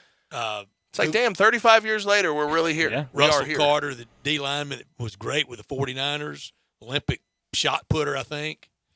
They were spreading. I mean, it was wild, the stories in those days. Well, I loved the 30 for 30 was awesome. Outstanding. One of the with- best 30 for 30s they've and, done. and with the actor from Dallas voicing it perfect from Yeah. the TV show Dallas. Who was their guy? Who was their guy? Their big money pusher. at that It was time. guys. No, It but was- there was one. It was like a governor or like a political figure of some sort. the governor, I think, Governor Clement, he was very involved. Yes. I mean, he got to every tentacle of power. If they never got the death penalty, where would they be at right now? That's a good. Well, they were question. really good. And after Dickerson and James, they had another good set of running backs after them. Gosh, what were their names? Reggie Dupart and another one. They were getting ready to stay good when they got the hammer. Mm-hmm. But my gosh. But I mean, this is good for them though, and this is why I've always been sort of see what SMU's building, and it makes a lot of sense that they could potentially be involved in the next round of realignment because they have some power there. They have some money to spend. When I was a freshman, fall of '81, last game of the year in Fayetteville was SMU in Fayetteville, 32-18, and Dickerson and James put on a show. Mm-hmm. They were something to see. That's and how they ran the bone and got it out on the edge. Had a good wishbone quarterback in Lance McElhaney. I mean, he always had the perfect time to pitch. Mm-hmm. Now, I'll tell you a perfect place to go get some dinner, and that's Central Barbecue. Central Barbecue, where smoke is their sauce, and they're open daily. 4 locations, Midtown on Central Avenue, downtown by the Civil Rights Museum, Summer, and then on Poplar, where you can order delivery as well at eatcbq.com. Go click that delivery tab. But they have everything you could possibly want. Pork, their smoked turkey's unbelievable. They have chicken. They have brisket. Whatever you want, they have. I promise you. I will suggest one thing. No matter what you get, you can get the sandwiches, you can get them on a plate, you can get them on a platter, but start with the smoked wings. Just do it. Take my advice. Start with the smoked wings. You will thank me later, and they also have great desserts for you as well as sides that are gluten-free and vegetarian. Don't get that a lot at barbecue restaurants, but Central Barbecue handles that for you. Now, if you want to ship that barbecue anywhere in the U.S., send it to some family that doesn't get to get it that often. eatcbq.com, click that shipping tab, and they will handle it for you. Also, catering for 15 or more people, call this number, 901-527-9990. This could be at your house. This could be at the workplace, 901-527-9990. But if you're just trying to get some lunch or dinner on a weekday for the family in bulk, whatever you want to do, go to these 4 locations, Midtown on Central Avenue, downtown by the Civil Rights Museum, Summer, then the one you could pop in and see me at, the one on Poplar. Central Barbecue Smoke is their sauce. Let's get to our final break of the day. When we come back, Taco Bell Crunch Time. Add a little fun to your lunch break. Join Johnny Radio for Sports 56 Happy Hour from 11 to 1 every weekday on Sports 56 and 98.5 FM. At Jason's Deli, when you're dining in or picking up curbside, you can expect wholesome food and no surprises, just delicious sandwiches, crisp salads, and quick quality meals made with the freshest ingredients and no artificial trans fats, MSG, high fructose corn syrup, or artificial colors and dyes. Around here, a lot of thought goes into what we put into our food and what we take out of it, because you're not just taking a bite, you're getting a taste of who we are. New items are constantly being created to expand our menu for all tastes and special diets with vegan and gluten-free options available. Convenience and on-time delivery you can count on. It's just a click away at jasonsdeli.com, so whether you need to feed 5 people or 5,000, the team at Jason's Deli, they have the credentials and the commitment to keep you satisfied. Freshness is nearby at Jason's Deli with locations at Ridgeway in the Park Place Center, Poplar and Highland, Germantown Road in Cordova, and on Goodman Road in Olive Branch. Jason's Deli. It's wholesome food and no surprises. Hi, folks. Bob Burkham for Sunrise Buick GMC Truck. Thinking about buying a new or used car or truck? Remember, the selection's better and the savings are bigger at Sunrise. Over 600 new cars and trucks to choose from. Factory rebates up to $2,000 and interest rates low as 0%. Bad credit? It's okay. At Sunrise, we've got a financing plan for everybody. SunriseMemphis.com. We're saving you money. It's just the way of doing business. Covington Pike, Wolf Chase, and Collierville. We make it fun to buy a car again. Check out the all-new Sunrise Truck Corral. Huge selection of nothing but trucks. All makes, all models, all prices, all trucks, all the time. Next to Sunrise Wolf Chase. Nestled in the heart of East Memphis, located corner of Park and Cherry, is a beautiful residential neighborhood. I'm here at Town Village Audubon Park interviewing a new resident, Carolyn. Share with us why you chose Town Village. Well, if your parents or special friends need to make that big move, let me share with you my experience. It was tough for me to leave home, but then I discovered Town Village. I would like to highly recommend Town Village to you and your loved ones. After looking at all the amenities and meeting all the people and staff, I was hooked. From restaurant, bistro, 3 meals per day, housekeeping, transportation, security, health care, physical therapy, exercise room, and even a heated pool and spa. Come see us and make your new home at Town Village. Visit us and call Daniel at Town Village Audubon Park at 901-374-7342. There's no place like home, Town Village.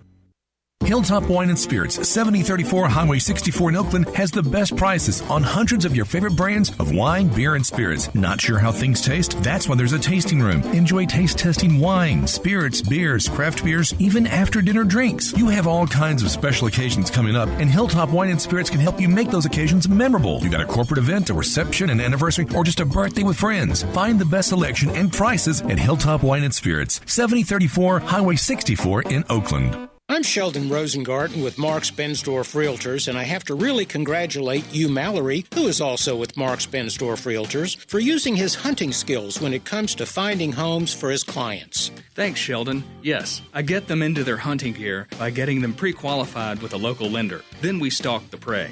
We go on the hunt into the multiple listing service as well as other internet sites that other hunters, other agents, don't use. And once we find what we're hunting, we make the offer to beat other agents out there in the field. Hugh, that's all well and good. But what do you do once you get the house? Well, we can't very well mount it on the wall, but our clients will be living in their dream home while everyone else is still hunting. Remember, while Hugh Mallory moves Memphis at 497-9756, when you want the job done, call Shell Dunn at memphisrelocate.com or 483-0546. Do it now. memphisrelocate.com or 483-0546. Now, back to Sports Time on Sports 56 and 98.5 FM. This hour is brought to you by DeSoto Auto Sales. Make them drive the car. Make them touch it. Feel it. Here once again are Gabe Kuhn and Brett Norsworthy. Yeah. Yeah. Yeah. Yeah. I fantasize about this back in Chicago. Mercy, mercy, me. That mercy. Go crazy, folks! Go crazy! This is for all the biggest crunch time. You are looking live. In your life have you seen anything like that? Goodbye! Hello, Haskins. It's obviously crunch time. Hammer, nail, coffin, this baby is over.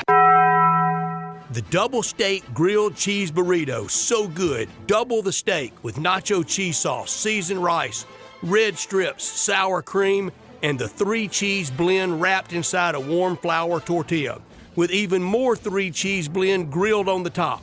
The double steak grilled cheese burrito, it hits the spot now at Taco Bell. And at Taco Bell, when they say they are feeding people's lives with unexpected good, they mean it. Bowl food you can't get anywhere else. Brett, what I learned today is that Cam Smith stepped up and had his little press conference today, and obviously here in Memphis, and opened it by talking about how much he loved TPC Southwind.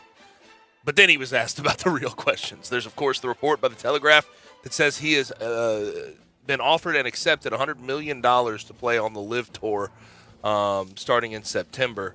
But he got these questions, and it is being reported that he said no comment to LIV Golf reports. And also, in regards to the report, he said, my goal here is to win the FedEx Cup playoffs, and that's all he had to say. So he pled the fifth. I'm glad he likes our golf course. It could be the last time he's playing it for many years. Yeah. But I'm glad he likes it. What I learned today, again, a Notre Dame story from Notre Dame Recruiting on Twitter. That's the site. 17,000 followers that they tweeted that since Nick Saban's been coach of Alabama, Alabama's only had 6 outside linebackers drafted, and that Notre Dame's had more weak side defensive ends drafted since 2020.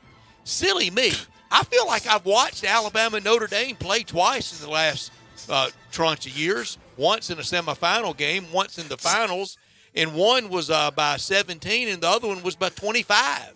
How historical. Since 2020? Yeah. You don't say. Since 2020. How historical, yeah. Long march of time. Notre Dame recruiting. Yeah, get the hell Boy, out of here. they got Nick Saban on the brain, don't they? Yeah, I guess so.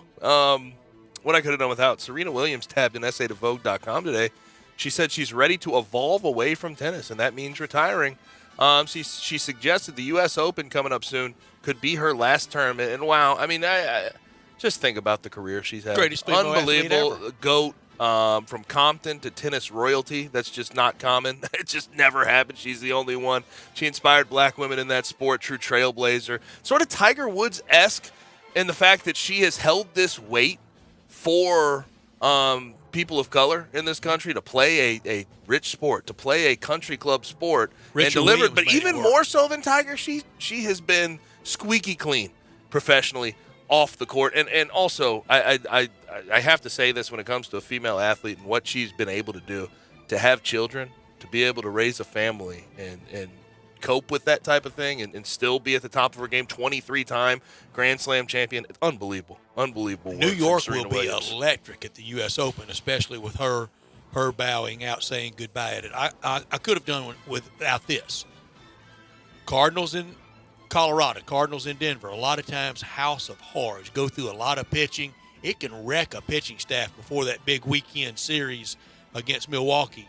You go there and get swept, lose 2 out of 3, all the great work last week, really meaningless. It won't mean as much.